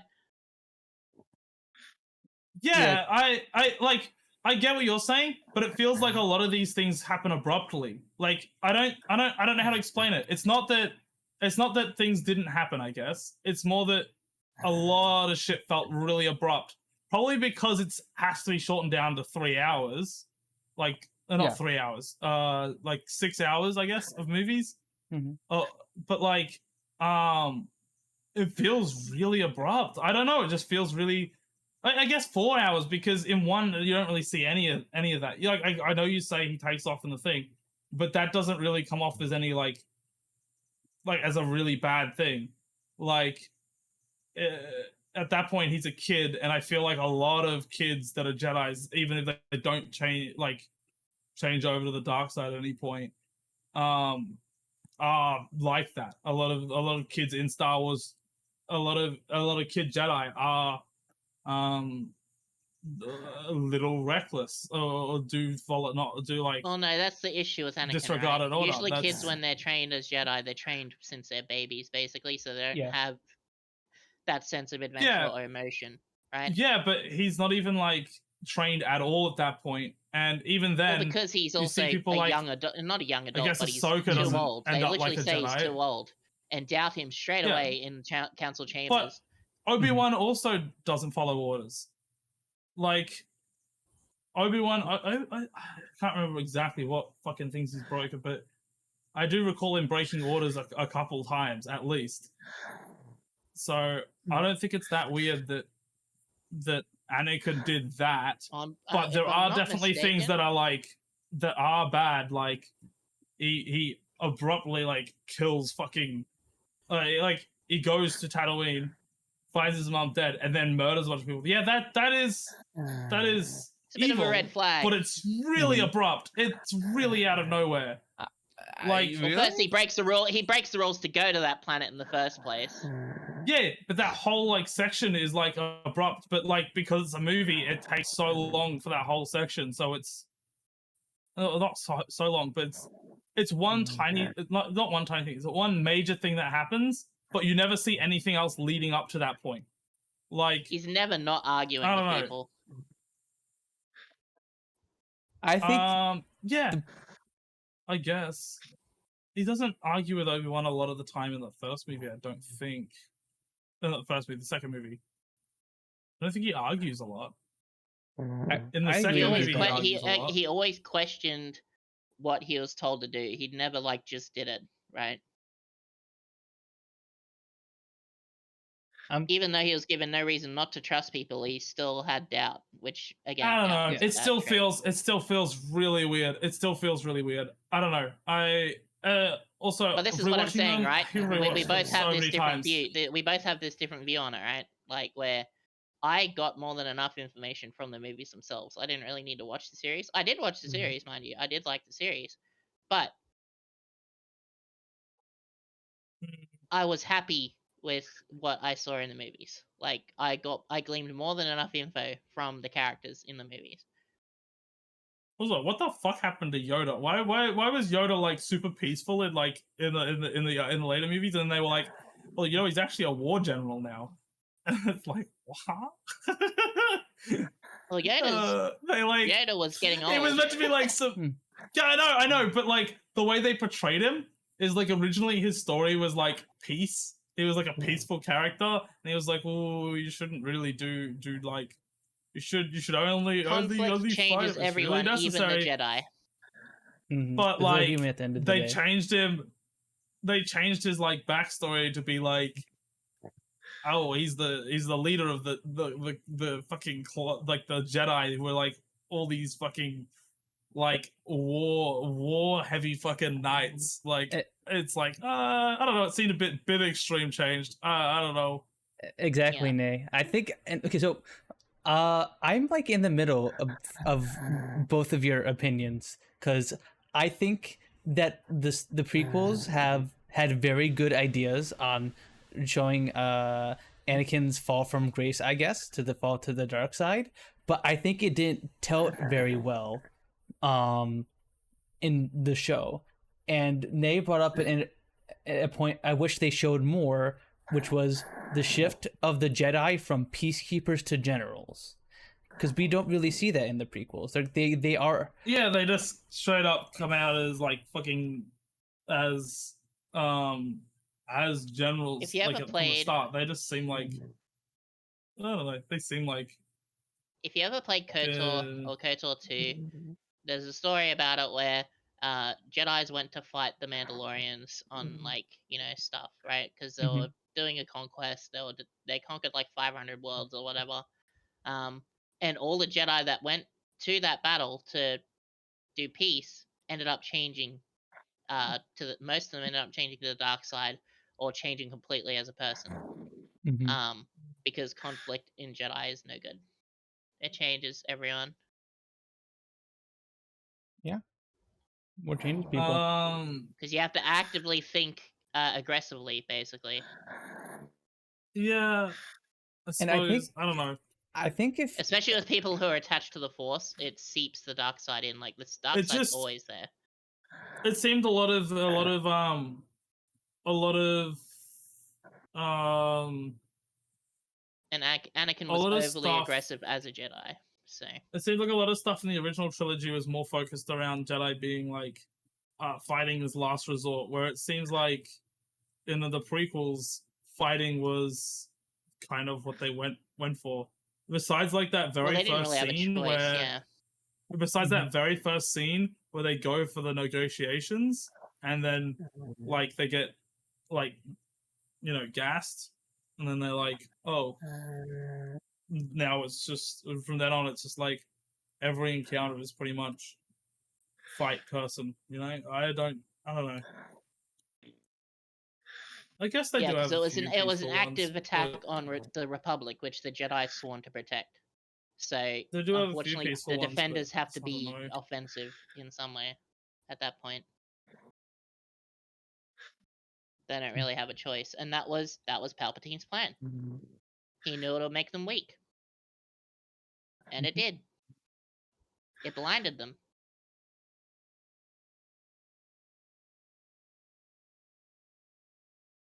Yeah. Yeah, I don't know. It just feels like the Jedi were meant to be peaceful throughout most of it, and then when they eventually decided to do the prequels, when George Lucas did the prequels, he decided, well, no, that's not going to be good if the Jedi are all like peacekeepers. So now the plot line is these peacekeepers become generals, and then but like whoever's left over is now peacekeepers again, because Do you think that's how the originals were wrote. Do you think you would have liked it more if Palpatine had gone more of that line, telling Anakin like the Jedi councils become corrupt, they've become a bunch of war generals as opposed to peacekeepers, and use that as more of a way to convince Anakin, okay, we got to turn against the Jedi Order are corrupt or whatever. Blah, I blah, blah. feel like if it had been more that the Jedi were more peaceful, and then Anakin was more in the mindset of actively doing shit, because that's what it kind of seems like. It seems like he's like wanted more control over shit. If they had to focus more on his want for like to take control and do shit the way he wants to do shit, then that would have been better, instead of going I think the biggest oversight was like, path. how could they not tell the dark side was clouding the Senate? Yeah. Like. Yeah, it's like. Yeah. But that's because conflict and the way that it was working, like conflict, weakened them, and they could no longer foresee what was going to happen. I don't know. Because what war does is it jumbles the senses and it changes how events can occur. Because war never changes. War never changes.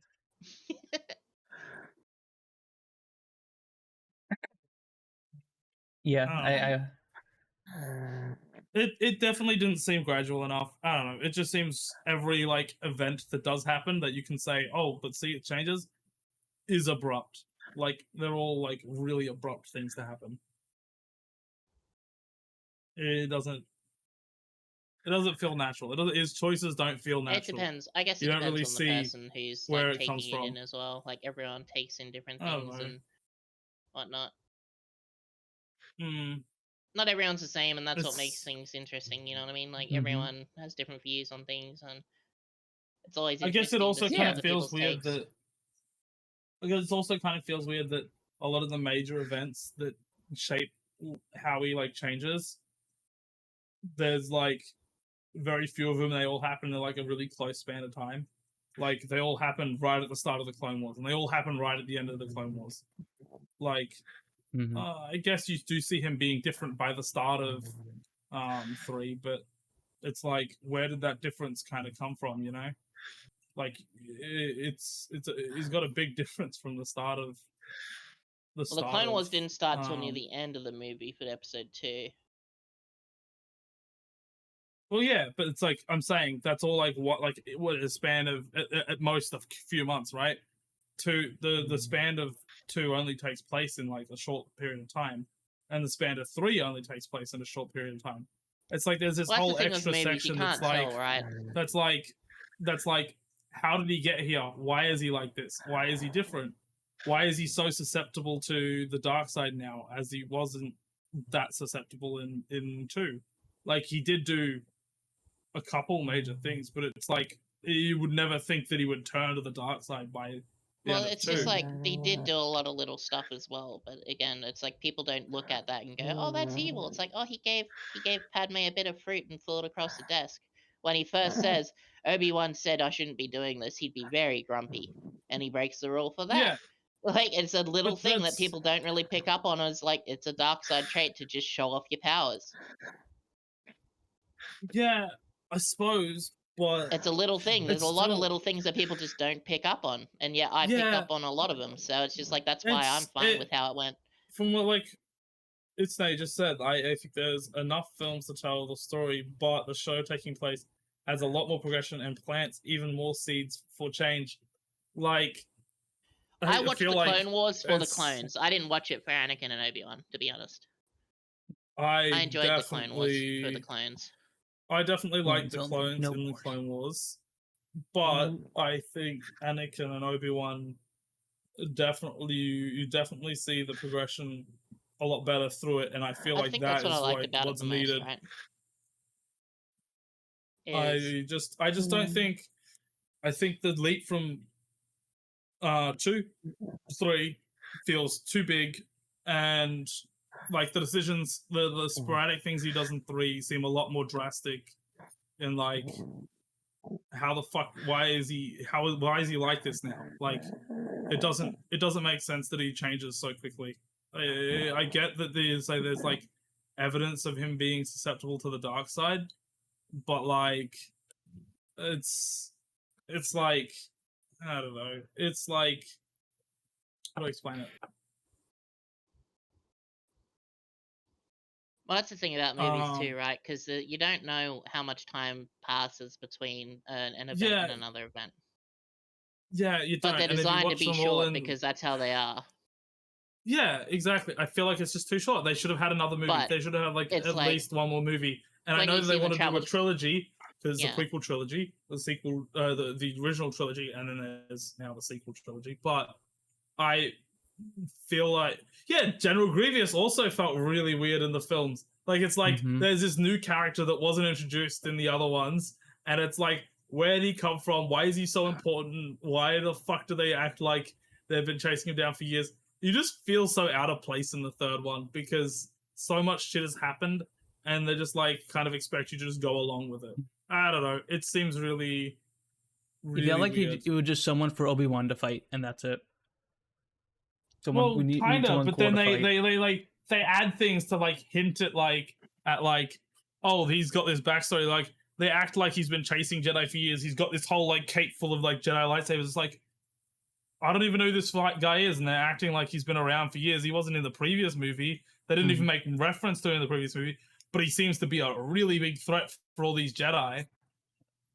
And like, I don't know. It just seems a lot of the third movie just would benefit from a better setup, and a better setup couldn't have been done in only one movie. Like, they needed to make 2 more, like another movie at least. I don't know. Yeah, for me, it's like episode 2 and 3, like, sort of like got me into the clones. I was like, oh, clones are fucking awesome. I want to know more about them. So that's why I watched the Clone Wars show. But then also that's sort of like Halo for me, right? Where you get introduced to ODSTs and you're like, oh, that's cool. I want to know more about the ODSTs. Like, I just wanted to know more about them. And then ODST, like Halo 3 ODST came out, and I played the shit out of that, and I loved that. And it's like, yeah, I wanted to learn more about those and whatnot. So I did the effort, and I watched the stuff and played the stuff and whatnot. And so then there's Andor, where it's like I didn't feel that way about Andor or like what happened before, because I was happy with how it was. I didn't have that drive to want to know more about everything else, because I already basically know everything else anyway. Well, do you though? I know enough that I don't care about watching a show. Well, maybe if you watch it, you would like it. I don't want to waste my time. I'm not Well, the type of person that goes, oh, I'm going to watch a show that I might or might not like. Or I could just play a game that I like right now. Or I could just watch a show that I like right now that I know I like. I guess. You don't like taking risks, Sooky? Nope. No, not when it's about limited time that I have. Mm-hmm. No, that's fair. That's fair. I don't know. It just seems Andor has been I actually did see a bunch of shit about how it is pretty decent. So I kind of did want to get into it. I like how this all started from like saying that the name of a piece of media shouldn't really be a deterrent at all for what you like whether you want to watch it or not. Mm-hmm. Sure, if it sounds like something you wouldn't like if something was called... Well, because the name of it made me assume that it'd be just about that character. But only. And I'm just like, but I didn't care about that character too much. Besides what happened in Rogue One, that's all I cared about. Let me think of something that's like sort of similar, where it's like the name would completely deter me if I read the name, but like, I'm trying to think of something specific.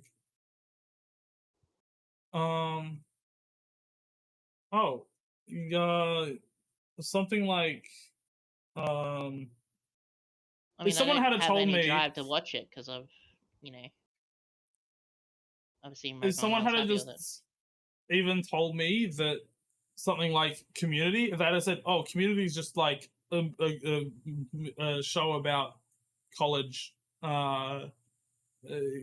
community college people going to college," if people had said that, I would have been like, "I'm not interested." But people like the actual whole thing of the show is more than just the like base premise and the name, you know. Mm-hmm. Like if the name doesn't draw me in, the fucking base premise of they're going to a community college doesn't sound very interesting. But like,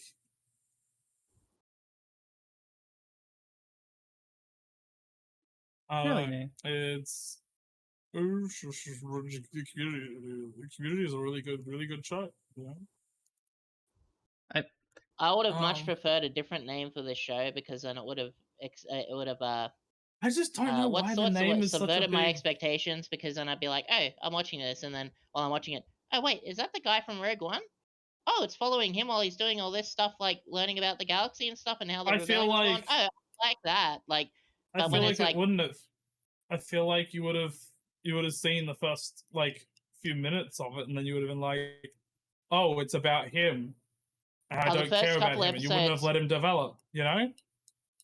I haven't seen it, but like the way you're saying it is you didn't want to follow it because it followed him, right?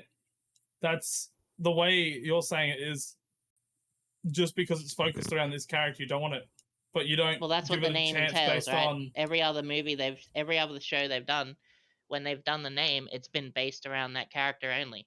So it's not a bad assumption to assume that Obi-Wan was all about Obi-Wan, Mandalorian was all about Mandalorian. Well, sort of, but like Ahsoka was all about Ahsoka. Mandalorian has other impacts as well on other stuff, does it not? And if there's a Star Wars character called Star Wars. Yeah, and I haven't watched Mandalorian because I don't give a shit about the Mandalorian. Right? Okay. And I haven't watched Ahsoka because I don't give a shit about Ahsoka. So why would Andor be any different? I don't give a shit about Andor, so why would I watch Andor? You know what I mean? The name alone is enough to make me go, okay, it's going to be about this character. If it named something else, like Star Wars, The Birth of Rebellion, I'd be like, oh yeah, I'll watch that. I feel like one of the Star Wars also one of the Rebels, for biggest- instance, I watched because it was Star Wars Rebels. It said Star Wars Rebels. I was like, okay. And it follows around a group of people trying to, be rebels and all that kind of stuff. I feel like that one was definitely way more focused on Ezra than it was. Yeah, but it wasn't Star Wars Ezra, was it? It should have been, by what you're saying, because it was way more focused on him than anything. Yes, but I gave the show a Rebels-based. chance because it wasn't based on just a name that I didn't give a shit did about. you like or it? Didn't know. Meh. It's just, I don't know. I feel like the name it's a weird thing to rule out something from a franchise that you already know just because the name doesn't sound good to you. I feel like in that Well, instance, it's not the you should fact that look the name in- doesn't sound good to me. It's a character I already knew about that I didn't want to learn any more about. That's the point. No, you say you already knew about, but you said he sounded like a side character that you didn't want to know any more about. I feel like judging a side character like that is bad. Well, as far as I was concerned, in You Rogue know? One, he was as much as I a feel main like- character as the chick was. I feel like well, that's the thing. Even if there was a movie about the chick, right? I'd probably, if it was given good ratings and people said it was really good, I would give it a shot. I feel like when it Well, comes I to wouldn't, something that because where they the already title told doesn't the grab lore you, about her from the very beginning. they do, but what do they flesh it out really well? What do they flesh out a lot of the things? I mean, I was a happy. lot better I mean, than I the was movie. happy with the prequels. Mm, You know what I mean? But I didn't give a shit about the other stuff about Anakin in the Clone Wars. So that already Yeah. answers the question. well, that's I feel like, I don't know. I just feel like judging something on its name. Okay, maybe if it's like That's why there's 'cause titles. if there was Gives a the person show, the, the option. yeah, but I'm trying to think of a character that I really dislike. What's the character I really dislike from something? Well, I said it earlier. I didn't really like Majima, but like, I heard this game has. I heard Zero has Majima in it, right? And I was like, ugh, dragging my feet because I was like, I don't want to play as him. I don't like him. I'm playing it now. I'm towards the end. Perspective completely changed because I gave it a shot because I was told it's a good game, and just give it a go. It will explain his character better.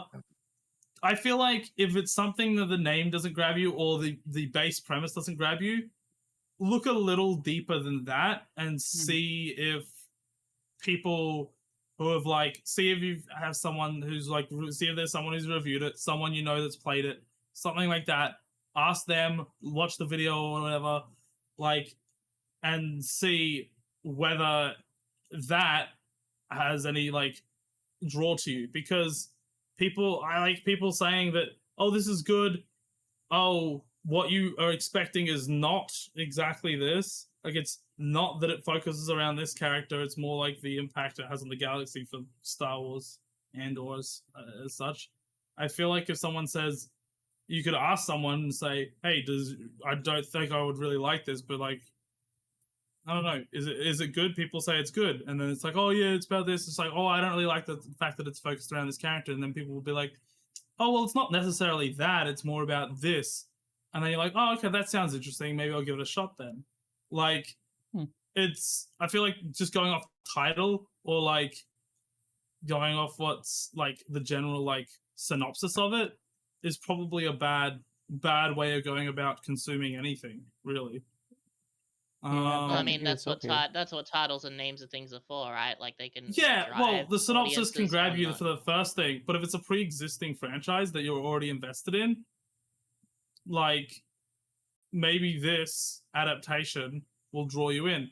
And even when it comes to things that you don't necessarily think you will like in terms of a new franchise or something, if someone recommends it, or not, maybe someone recommends it, maybe you have no interest in it, right? But if someone talks to you about it and then they start talking about things and you're not interested, they might bring up points about things that are interesting, and maybe you will give it a try then. You know, I feel like being completely against watching something or viewing something because of its title or its synopsis is bad, because there's some synopsises where I'm like, this sounds horrible, I don't want to try this. I tried it and I'm like, wow, that was not at all what I was expecting, and I completely like it, you know? Like, there was a fucking movie I watched, I don't know how long ago, or it was last year, late last year sometime. Watched a movie called, I think it was called The Menu. I was reading it and I was like, oh, it's about some people going to an island and eating food. That just sounds so boring to me. It was not at all what I expected. And I'm glad I watched it. I think the synopsis might grab you and draw you in. But, like, if it doesn't, if it's already a franchise that you know, then you should probably ask someone else about it then. I get that if it's a new piece of media, there's no reason to, like, dig further if the synopsis doesn't grab you. But if someone asks you to watch it with them or something, maybe give it a shot. I don't know. I like giving things a shot if I don't think I'll like them. If I don't have to sign up for anything or pay for anything to watch it, that's the thing, right? I have to go through all this other extra steps to do it, and I don't want to. It's like, I don't feel it's worth my time. Did you already have a bunch of stuff? You already had Disney... Nope. Well, then how did you watch... what's it called? How did you... Well, then you could have done it there anyway. So why you could have done it with Andor at the time that it came out. It's a matter of if they... I don't know. Well, also, I watched Obi-Wan because I like Obi-Wan and wanted to actually see what happened between. Well, yeah. I'm saying 6 and episode 4 and episode. If 3. If your reason is, I don't want to spend money on it, I'm sure at the time of Andor you could have asked someone. No, see, this is the thing, right? Here's the difference. Oh, is it worth? Like, just because the title doesn't grab you. Yeah, right. Sure. What? Obi-Wan, I care about the character in between, like, episode 3 and 4, right? I'd pay for that to watch that. Right? Because I know I'm gonna like it, because I know the character. I did like it, and I like the characters. Right. I'm not gonna pay for something that I'm not sure about. Well, that's completely fair. That's completely fair, and I think especially, it's just like, again, it's also I think time and stuff. I think if that was the thing, but say you paid to watch Obi-Wan, right? And then now you have all these other ones that you're not sure about. You know you like Star Wars, but you're not sure about these ones because they're around characters that you don't really have any interest in. If I see a bunch of shit that I don't know, I would probably be like, hey, is it worth watching?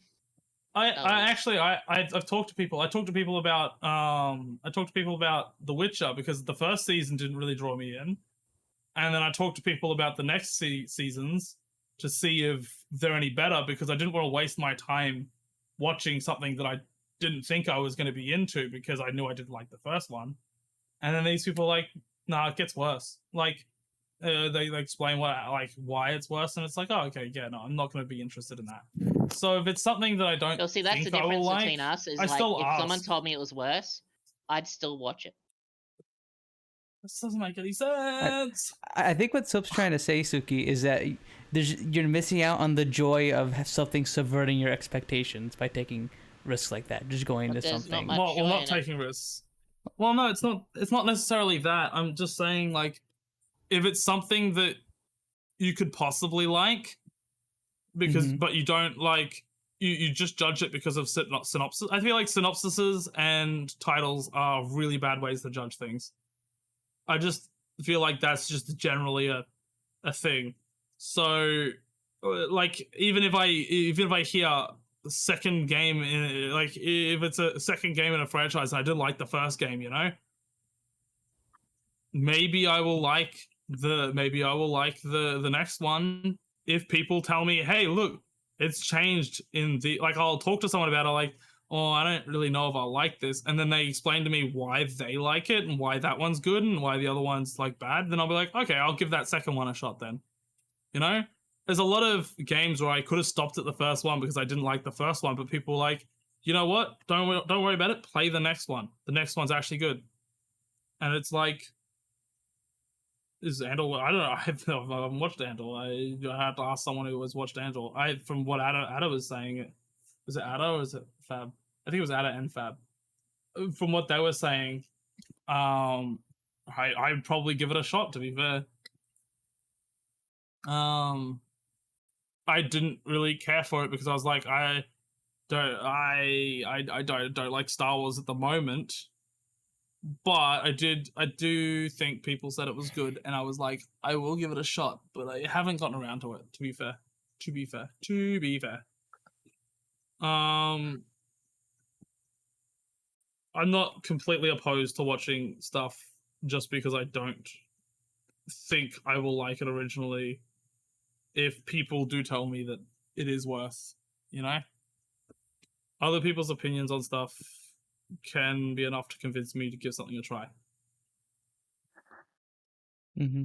I mean, even with Yakuza, I didn't think Yakuza would be a game that I would like, but I gave it a try, and I like it. It just even like it's even like in general, because I was like, I don't really care about a punching game where you like play as a Japanese Yakuza member. I don't care about that. And now that I've played it, I'm like, it's so not just that. There's so many different things that are like reasons to play it and reasons to like it. Yeah, I was just I'm also the type where like just watching new stuff isn't really my thing most of the time. Like usually I'll just keep watching the same movies and shows over and over again because that's what I enjoy. Because I know I enjoy it. Yeah. Because I don't really. It's like, again, time for me is like the big factor for me, and if I feel like I've wasted time, it actually causes me to go into depression pretty badly. So That's it's just fair. like, is it worth ruining my week, potentially my month? Like, and I'm just like, I don't want to go through that right now. I'm good. Like, there's a lot of factors for me that's like, yeah. But I just want to know, do you ever like hear people's opinion on stuff and think maybe I'll give it a shot, or that's never? Do people's opinion never matter when it comes to stuff? I don't give a shit about opinions. Okay. It's more so of like, oh, this looks okay. I'll have a look. For me, it's like a lot of the time, if people say something shit, I'm more likely to watch it because it's like, well, I prefer to get my own opinion, right? I usually hate fucking. Like I liked all the Halo series. I liked Obi-Wan. I liked Boba Fett. And a lot of people hated all that shit. It's nice. Also, I also watched all of Jurassic Park and stuff, and like I've always picked up on the little meanings of everything that most people don't pick up on. I'm a big nerd for all that kind of shit. Like everyone hated Jurassic Park 3, but I loved it because there's so many small things that like you can miss if you don't know.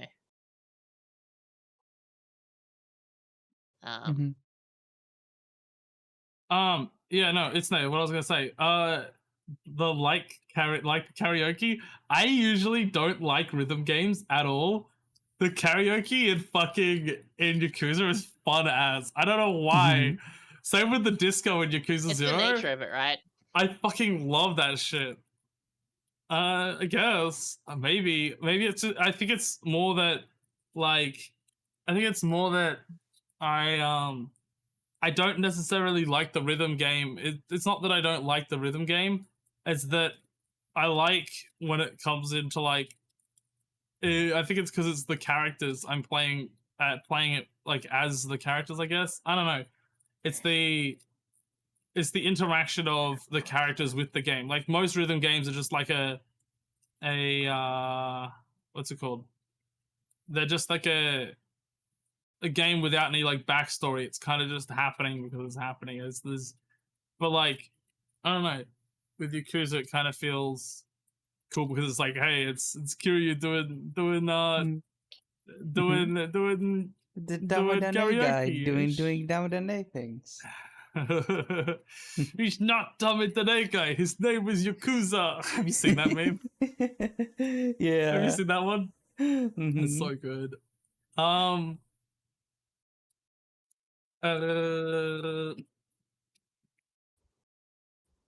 Feels like it has its place. Yeah.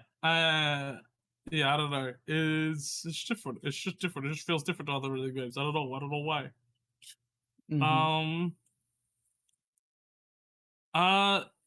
There's definitely things that I've like written off myself, just because I don't think I like it. Like, I watched the first few seasons of not first few. I watched the first like whole season or whole arc of JoJo's, right?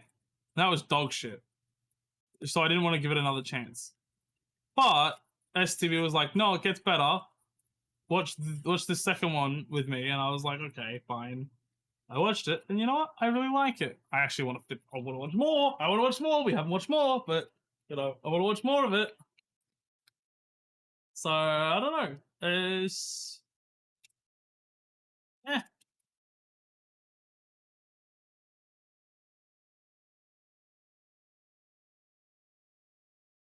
I think it also, for me, at least for me, it helps when someone is invested in the thing that I'm not invested in. It helps me get invested, because it's like I'm not necessarily I'm not necessarily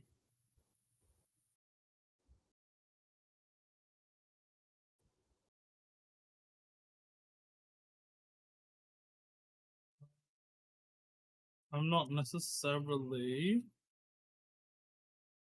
I tried to think, but I can't think. Oh yeah, if someone else's like excitement for something, I feel like kind of rubs off on me. I feel like I'm very affected by other people's moods. So if other people are in like a good mood, I'm in a good mood too. If other people are having fun, I'm having fun, you know? Even if it's something that I'm not necessarily into. No, I like dinosaurs, Okay. so it was a big giveaway for me to watch Jurassic Park. Did you see what It's Nice said? Yeah. Okay. What are the other like things that you rewatch, you know? Dragon Ball, Dragon Ball Z, Alien, Predator.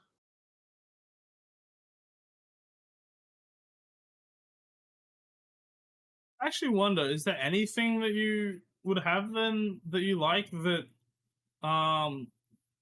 is there any like movie that you like that its synopsis isn't exactly what isn't exactly what it's about, or that its synopsis wouldn't originally have drawn you in? Is there nothing that you've watched that's like, oh, this thing is kind of out of place to something that I would usually watch? You know, is there anything like that? Not really. Huh. Interesting.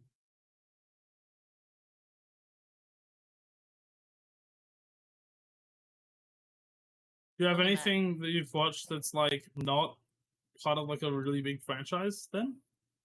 I have not watched Parasite.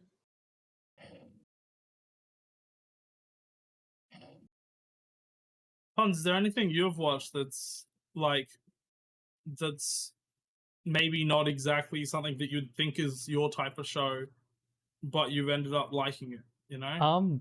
Funnily enough, I actually was prepared to talk about something like that today. I was gonna say I watched Has Been Hotel with Siel, and I went into that thinking I would not like it because I am not a big musical person. Every episode of that show If you said it has was good or awful, I won't. Sorry. like a song in it, and I usually do not like those kind of shows, and turned out it was really, really good. I tried watching it. I made it through the first episode, but I cringed the entire time, so I couldn't watch anymore. Mm-hmm. It just felt so like, I don't know. It felt really over the top with a lot of the jokes. They just felt like so out of place. I kind of liked how cartoony it was in that respect. I felt like it was like, it felt like it was childish, but made for adults, you know? Yeah, and I Which like felt that. really bad to me. It was not my style at all. You weak, honey? But you know, I tried it. I tried it a Yeah, little I bit. probably wouldn't watch it then. 26 but, episodes is something that I might not vibe with.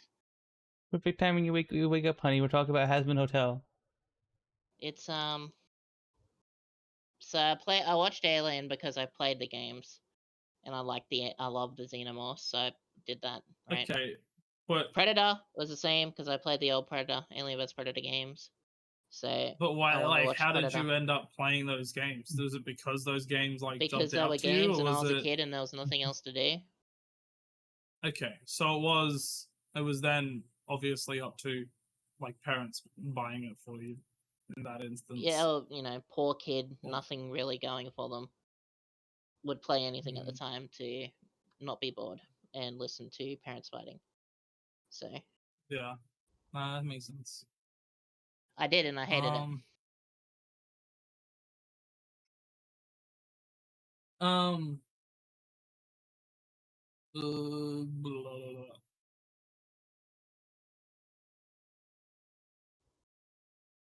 It's just an alien game where you're playing as Marines with an over the shoulder and not first person. Just completely ruins the thrilling fucking atmospheric version of the aliens. Just like Aliens Dark Descent, I feel like is really shitty for an alien game because it's top down, you can see everything happening. It gets rid of that fear factor. I think because if you're third person, right, you can just sit around the corner and look without having to expose yourself and see everything coming. You can see shit coming up from behind you quite easily. In first person, you have to take your whole body around a corner to see around the corner. You have to turn around to see if there's anything behind you. It depends on how it was designed. Was that one designed to be like fear factor? Like, was it supposed if to be you put designed as a horror? xenomorphs in a game, they're meant to have that kind of fear factor to them. Well, sort of, but if you play as like a predator in Alien vs Predator, right? You're not. Those aliens aren't like fear. Like, you don't fear them at all, right? Because you're a predator. So you're just like I still murdering fear them endless because amounts. they're scary. Oh, They're real I scary didn't at all. still. I mean, I didn't fear them. I don't fear them in general. Yeah, well, you're playing the fear thing, right? You're a predator. You're meant to be better. You're meant to be stronger. So you're playing that part, right? But Marines, you're supposed to be scared of everything, even though the Marines are so fucking overpowered in that game. Yeah, but you're supposed to be scared, all that kind of stuff. Aliens, to be like elite Marines. I feel like it's. I feel like the yeah, but if you watch the movies, doesn't matter how elite you are, the alien is fucking kill you. Yeah, I guess, but I feel like that's a game is not trying to like focus on that sort of thing. Well, it's not so much about the difficulty. It's about the viewpoint for me. Like, that's all that ruined Fireteam Elite for me, was the viewpoint. I was like, this game would have felt so much better in first person, much more immersive, much more fear-inducing. But was it meant to be fear-inducing? Was it meant to make you feel like... if you add aliens and xenomorphs to a game, that's literally what their whole shtick is being a horror. Sort of. That's why they were designed. That's literally why they were designed to be a nightmare. I guess, but like, you can take a single enemy in a certain game, and it's like, how do I explain it? The xenomorph in the first movie doesn't actually seem that strong, right? It's weak to fire, but they also have no guns, I don't think, right? So the whole fear thing, comes with that they have like the only way to kill it is their like flamethrowers. Yes, but I don't feel like everyone has a flamethrower, right? If you notice, it's always in positions where it's able to hide and get you by surprise. In third person, there's no getting you by surprise. Yeah, I get that. But they've also given them guns. You're going in as a squad, and I actually don't know much about the game, but is it focused around going in and eliminating them? Are you like an eliminating? Are you like an alien extermination team? Is that like the whole point You of go it? there to do objectives, and the aliens are aliens and Okay, androids. so they're are sending you secondary. in with that thing. It's not like a oh shit, this stuff is happening, I gotta escape kind of thing. Or it's not like, oh, I'm here, the aliens arrived. It's more like, you've been trained, this is what you're supposed to do. So I feel like the game's not really focusing around the fear of it. It's more focusing around how strong they are, but like you're a team that's got to like take them out, you know? Like And the game would have I felt a think it's lot a better different. in first person, either way. I feel like it probably maybe would have, but I feel like it probably wasn't the sort of game for that either, though. Oh, it's perfect game for it. I mean, they had Aliens vs Predator, where you go through the campaign or whatever, in first person. Mm-hmm. It was fine. Alien Colonial Marines, that was unfortunately a flop, but it was perfect co-op in first person. It was scary when they fixed the AI. The Prowlers, they're designed to get you when you least expect it, but in third person, you can look around the corner and see there's a Prowler. It's like, oh, there's a Prowler there, so I don't need to worry about it jumping on me if I know where it is, so I can just fucking throw a grenade around the corner. See, they had the aliens designed for surprising you, but in third person, there's no surprise. Mm-hmm. Yeah, I think I see your point. Think of the game, Soap, as Left 4 Dead, just aliens. Would you play Left 4 Dead third person? Like, I wouldn't change anything for me, honestly.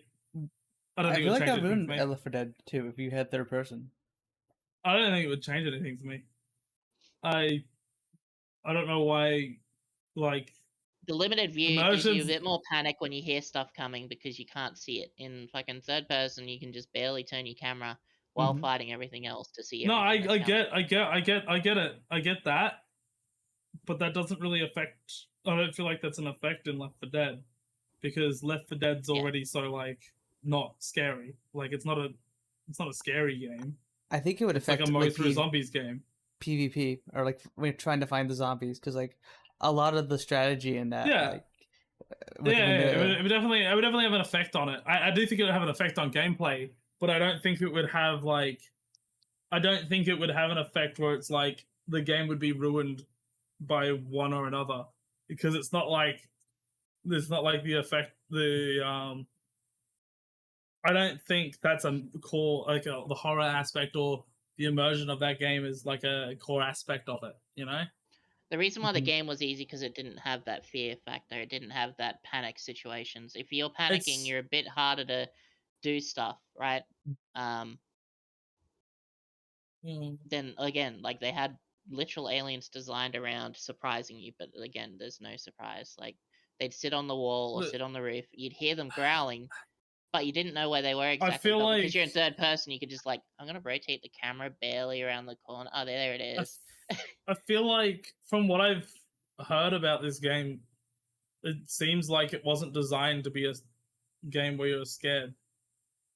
It doesn't seem like it's meant to be a horror game, though.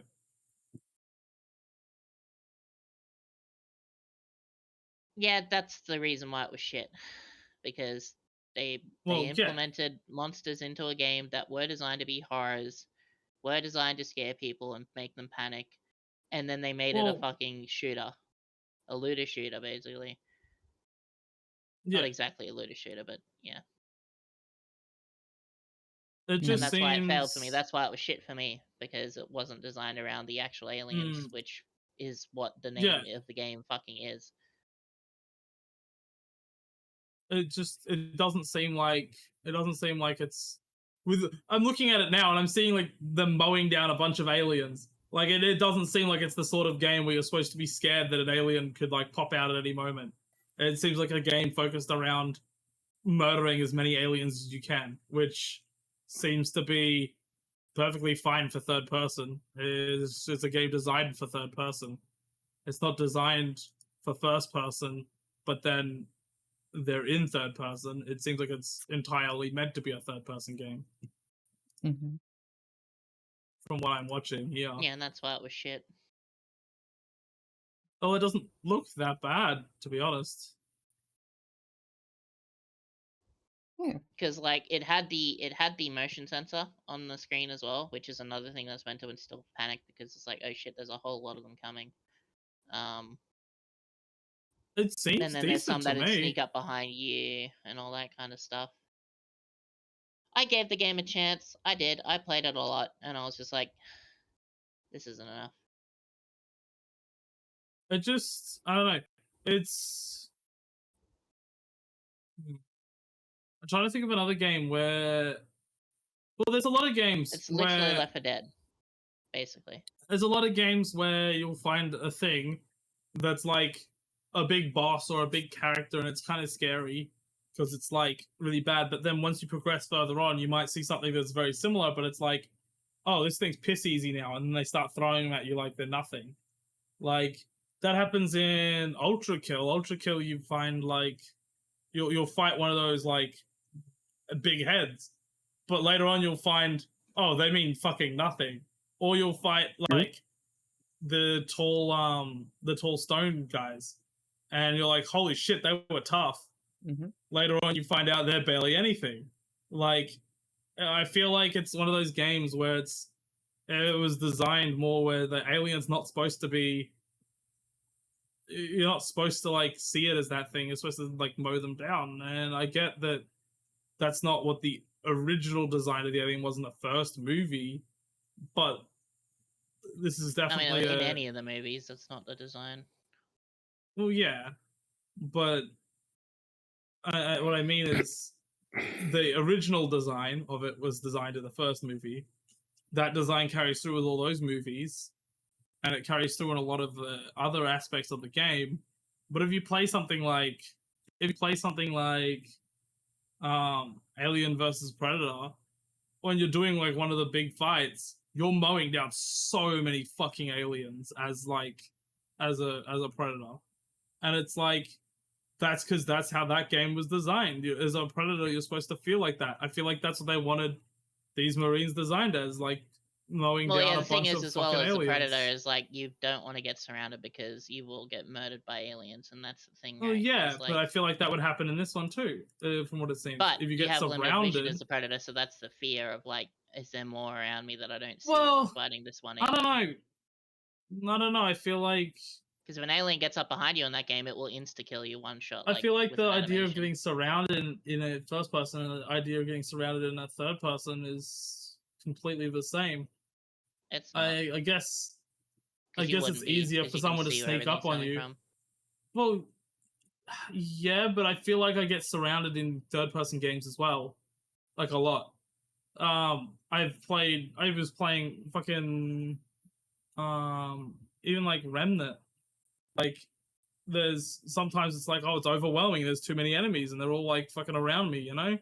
Like you don't want to let a bunch of enemies get around you. That whole game's third person, but like you don't want to let a bunch of enemies get around you. If it was in first person, I've ever been surrounded in Helldivers 2 by anything. Third person definitely like makes it way easier. I mean, maybe, and that's my issue. But there's also first person. That kind of there's also first person games you don't get surrounded in. You know? Yeah, because they're not designed for that kind of horde mentality. Yeah, aliens are hordes. Bugs are hordes. Well, yeah, exactly. It's in certain games, like Remnant, they have abilities specifically designed around the fact that, oh, there's some enemies that swarm you. Like, if you've got abilities that proc when you dodge things that, like, try to melee attack you, right? Or any attack. You've got abilities that can proc. Like, I have an electric blast that, like, pops out as soon as someone, like, tries to attack me. If I dodge it perfectly, if I do a perfect dodge, they'll send out an electric shock, right? And that's to, like, crowd control things that are near you. I think the idea of getting surrounded in a third-person game is kind of... It's actually kind of good for a third-person game because you want the splash damage stuff that's around you. I think what ruined the game for me was I noticed it like 100 times throughout playing the game, is I'd be fighting aliens in front of me, right? You know, killing them all and all that kind of shit. Quite easy. And I remember seeing, because I'm in third person, at the corner of my eye, a little whippy tail around the corner, like actually sneak around and get beside me. But they didn't end up getting beside me because I was in third person. I just went, oh, little tail, I'm going to shoot you. If I was in first person, I wouldn't have seen that, and I would have gotten hit from the side and gone, oh shit, panicked, shot it, got blood all over me. Yeah, okay. And then But also, that's like... then the people that I was shooting at are now a lot closer because I had to change my direction and shoot at something else. And it's like, with Alien, that's what you'd expect. That's exactly the type of gameplay you'd expect with Alien. That's not what they wanted to do with it, though. It seems like it was designed well for what they... I don't think they are. I think they wanted to make the game that they wanted, and they made it. I feel like that's kind of how it was meant to be, it seems. It seems like you weren't meant to get, like, a random surprise attack and just die. Like, it seems like you were meant to, like, take out waves and waves of them. And it seems like... do they have, like, a... You said there's a radar. Yeah, there's a radar that shows them all around you. Like... well, no, it only shows within a 90 degree... or 180 degree in front of you. Yeah. So... But the beeps are already happening, so you can assume that, like, the beeps are, like, the ones that you're shooting at. You know what I mean? Like... Yeah, it seems... and also, it doesn't seem... It doesn't seem like it's that far of you third person anyway. Like, it doesn't seem like it shows much of your character. This guy might be zooming in. I'm not sure. Wait, let me watch a full video. No. Well, there's a difference between... I feel like... Well, that's also... like it's... Nate, that's also another point then. Why the hell would you even bother having a radar if it's third person? You can see everything 180 degrees in front of you anyway. What's the point? Right? In first person, at least the radar has a use. More of a use than it does in third person. I don't know. It seems like it's just not the sort of game you want, which is fine, but it seems like it's the unfortunately, every single Alien game after Aliens vs Predator has not been good ever. So... Well, it seems like it's a good game. It's just not the type of game you want. Yeah. You wanted a horror game, but this is not a horror game. This is a murder a bunch of aliens game. And aliens don't necessarily need to be like ultra strong, right? Like you look at like there's something that has... I'm trying to think of something where someone's like really strong and then like later on just like, oh, these are kind of weak actually. I mean,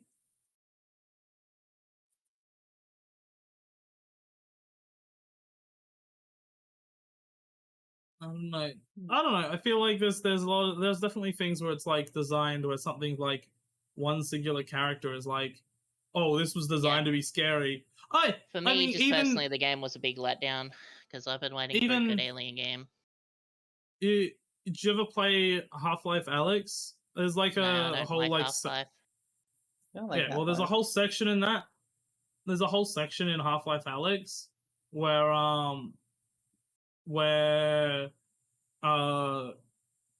you're like trying to avoid this one thing. It's like it's kind of like a horror segment, right? Mm-hmm. But if you ran into that with like better weapons or whatever, I feel like you could be blasting those things down.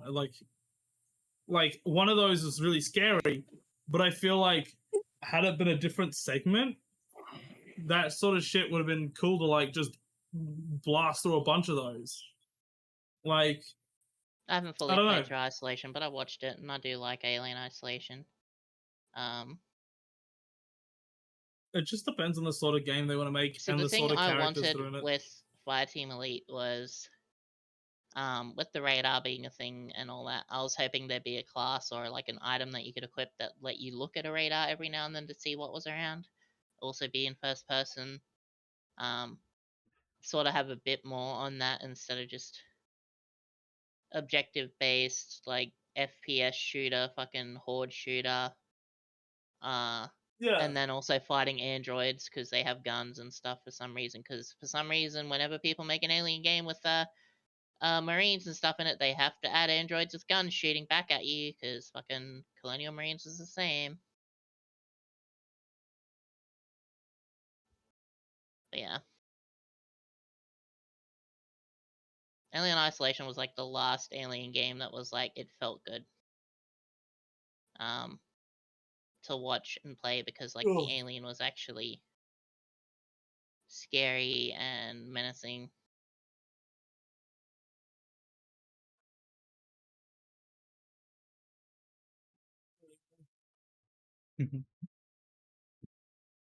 Oh shit! I should take my uniform out of the washing machine. Good idea. Good idea. Speaking of doing stuff, we are like an hour and 10 minutes over time. Yeah. So no, not that I'm complaining. That was really, really fun. That was like the most passionate I've seen you two talk about a thing, and it was very fun listening to you guys. Even if there wasn't much for me to add. I think it was very, very, very interesting listening to you guys talk. You two talk. Yeah, when it comes to alien games, I'm sort of fucking Mhm. passionate about the recent ones that released because they're all dog shit. For me, anyway. Yeah.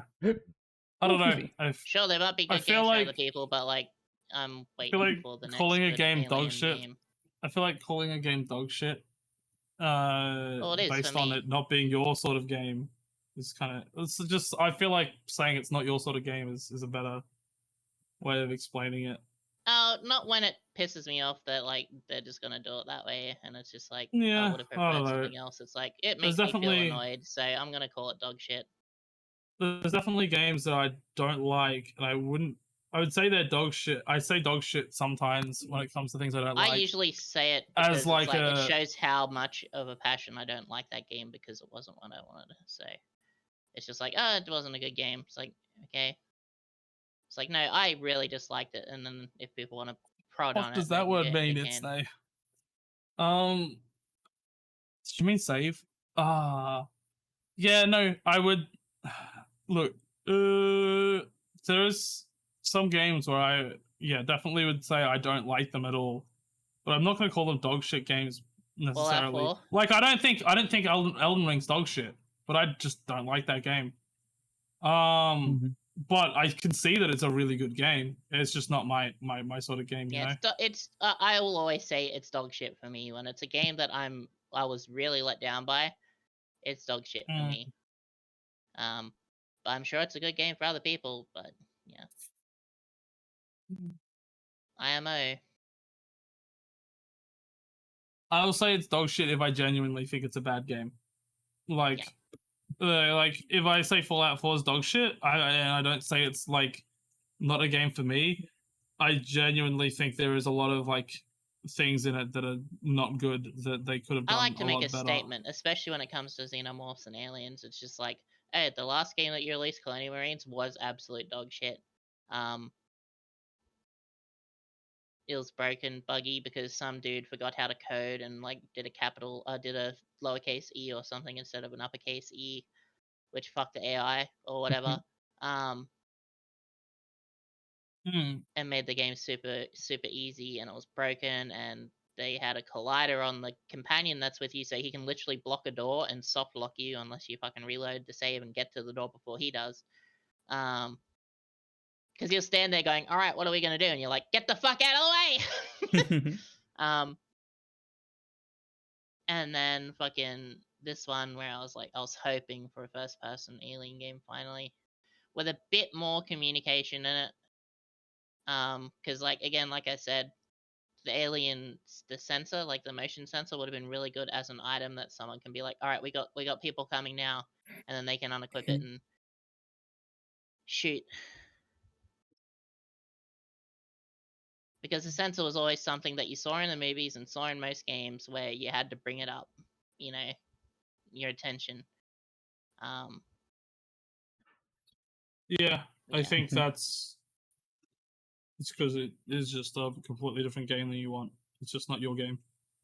Yeah. Hmm. But it doesn't look bad at all, honestly. From what I've seen, it doesn't seem like it's actually bad. And at least it reviews. I've been hurt too much by well. Sega and fucking like lately for the Aliens franchise that Yeah, fuck Sega. it's pissed me off. What the hell? Sega makes So Yakuza. I just say dog shit because they've done it too much and I can. I'm having a pretty good time with Sega with Yakuza. That's a Sega franchise. Yeah, but Sega refuses. It's different versions, like different versions. No, of yeah, Sega yeah. that really get Apparently, the Yakuza like fucking franchise with Sega that they're just like whatever studio works on that shit. Apparently, they just like go, yeah, you do whatever the fuck you want. Honestly, we don't give a shit. But it seems like their impact on a lot of other things have been pretty. They refuse to make another Chow like anything because they want to put it on Sonic Adventure games, but they're not making another Sonic Adventure game. Fuck Sega. Bring back the Chow Garden. I don't know what the fuck you're talking about. I don't know what that is. Sonic. Organic. All right. Well, this is fun. Yeah, this is very very fun. I think this is the first time the podcast has gone on this long. Wow, it's crazy how time flies. True. Yeah, it's something I'm passionate about. I don't shut the fuck up.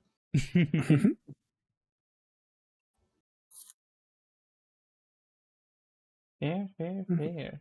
But yeah, thank you all for stopping by and hanging out with us. We were supposed to have a guest on here today, but sadly they were not able to make it. But we will hopefully be able to have them on next time. You're good, Nate. So, You're good. So yeah. Yeah. Any announcements from you guys, I guess, content wise, before we raid someone? Just repeating of last time of more CL stream every Sunday with Noms. More Halo. Always more Halo. Sunday. Come watch us suffer in Halo. Be there. Video. Oil paintings, seeking.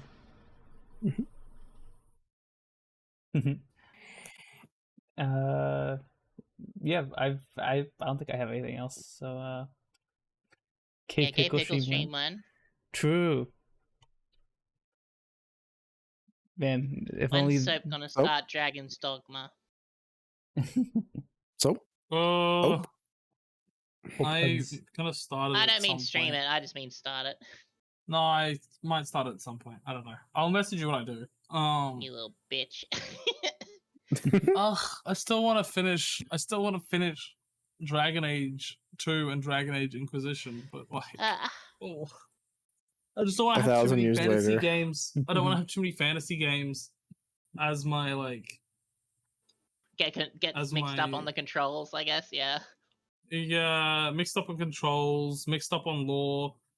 I don't know. I don't want to have too many fantasy games at the same time. If that is it, I will send everyone. Actually, wait a second. Didn't XCon raid me one time? I don't think I raided him back yet. I feel like he has. XCon streams. I don't keep on track of who's raided you. Okay, well, I haven't raided XCon yet, I think, so I'm gonna raid XCon because I feel like he raided me at some point. Yeah. Whatever. But yeah, I'm gonna go see you guys over to XCon. Thank you all for stopping by and hanging out with us, and we will. The horror map with the crew. Ooh, VR chat horror maps, I think. Nice. Hey cousin, let's go bowling. There we go. I played GTA 4. I want to play another GTA game. That's just the way in the future, though. Oil paintings. GTA 4? You want to play that into your game? What? GTA 4 is inferior? Mm-hmm. What the? Inferior to what? But GTA 5? No, that's the last one I played. GTA 5? I actually don't think it's inferior. I actually think GTA 4 is better. I like GTA 4 better than GTA 5. Same. Hang on, guys. I feel like we the gotta driving. Extend the podcast another hour. Continue it. I feel like the driving is better in 4. Yep, same. It's more realistic. I thought I didn't really. It just feels more arcadey in 5, which can be good, but I do think it looks cooler in 4. And then there's also the story. The story in 4 just feels better. I don't know. It feels like GTA.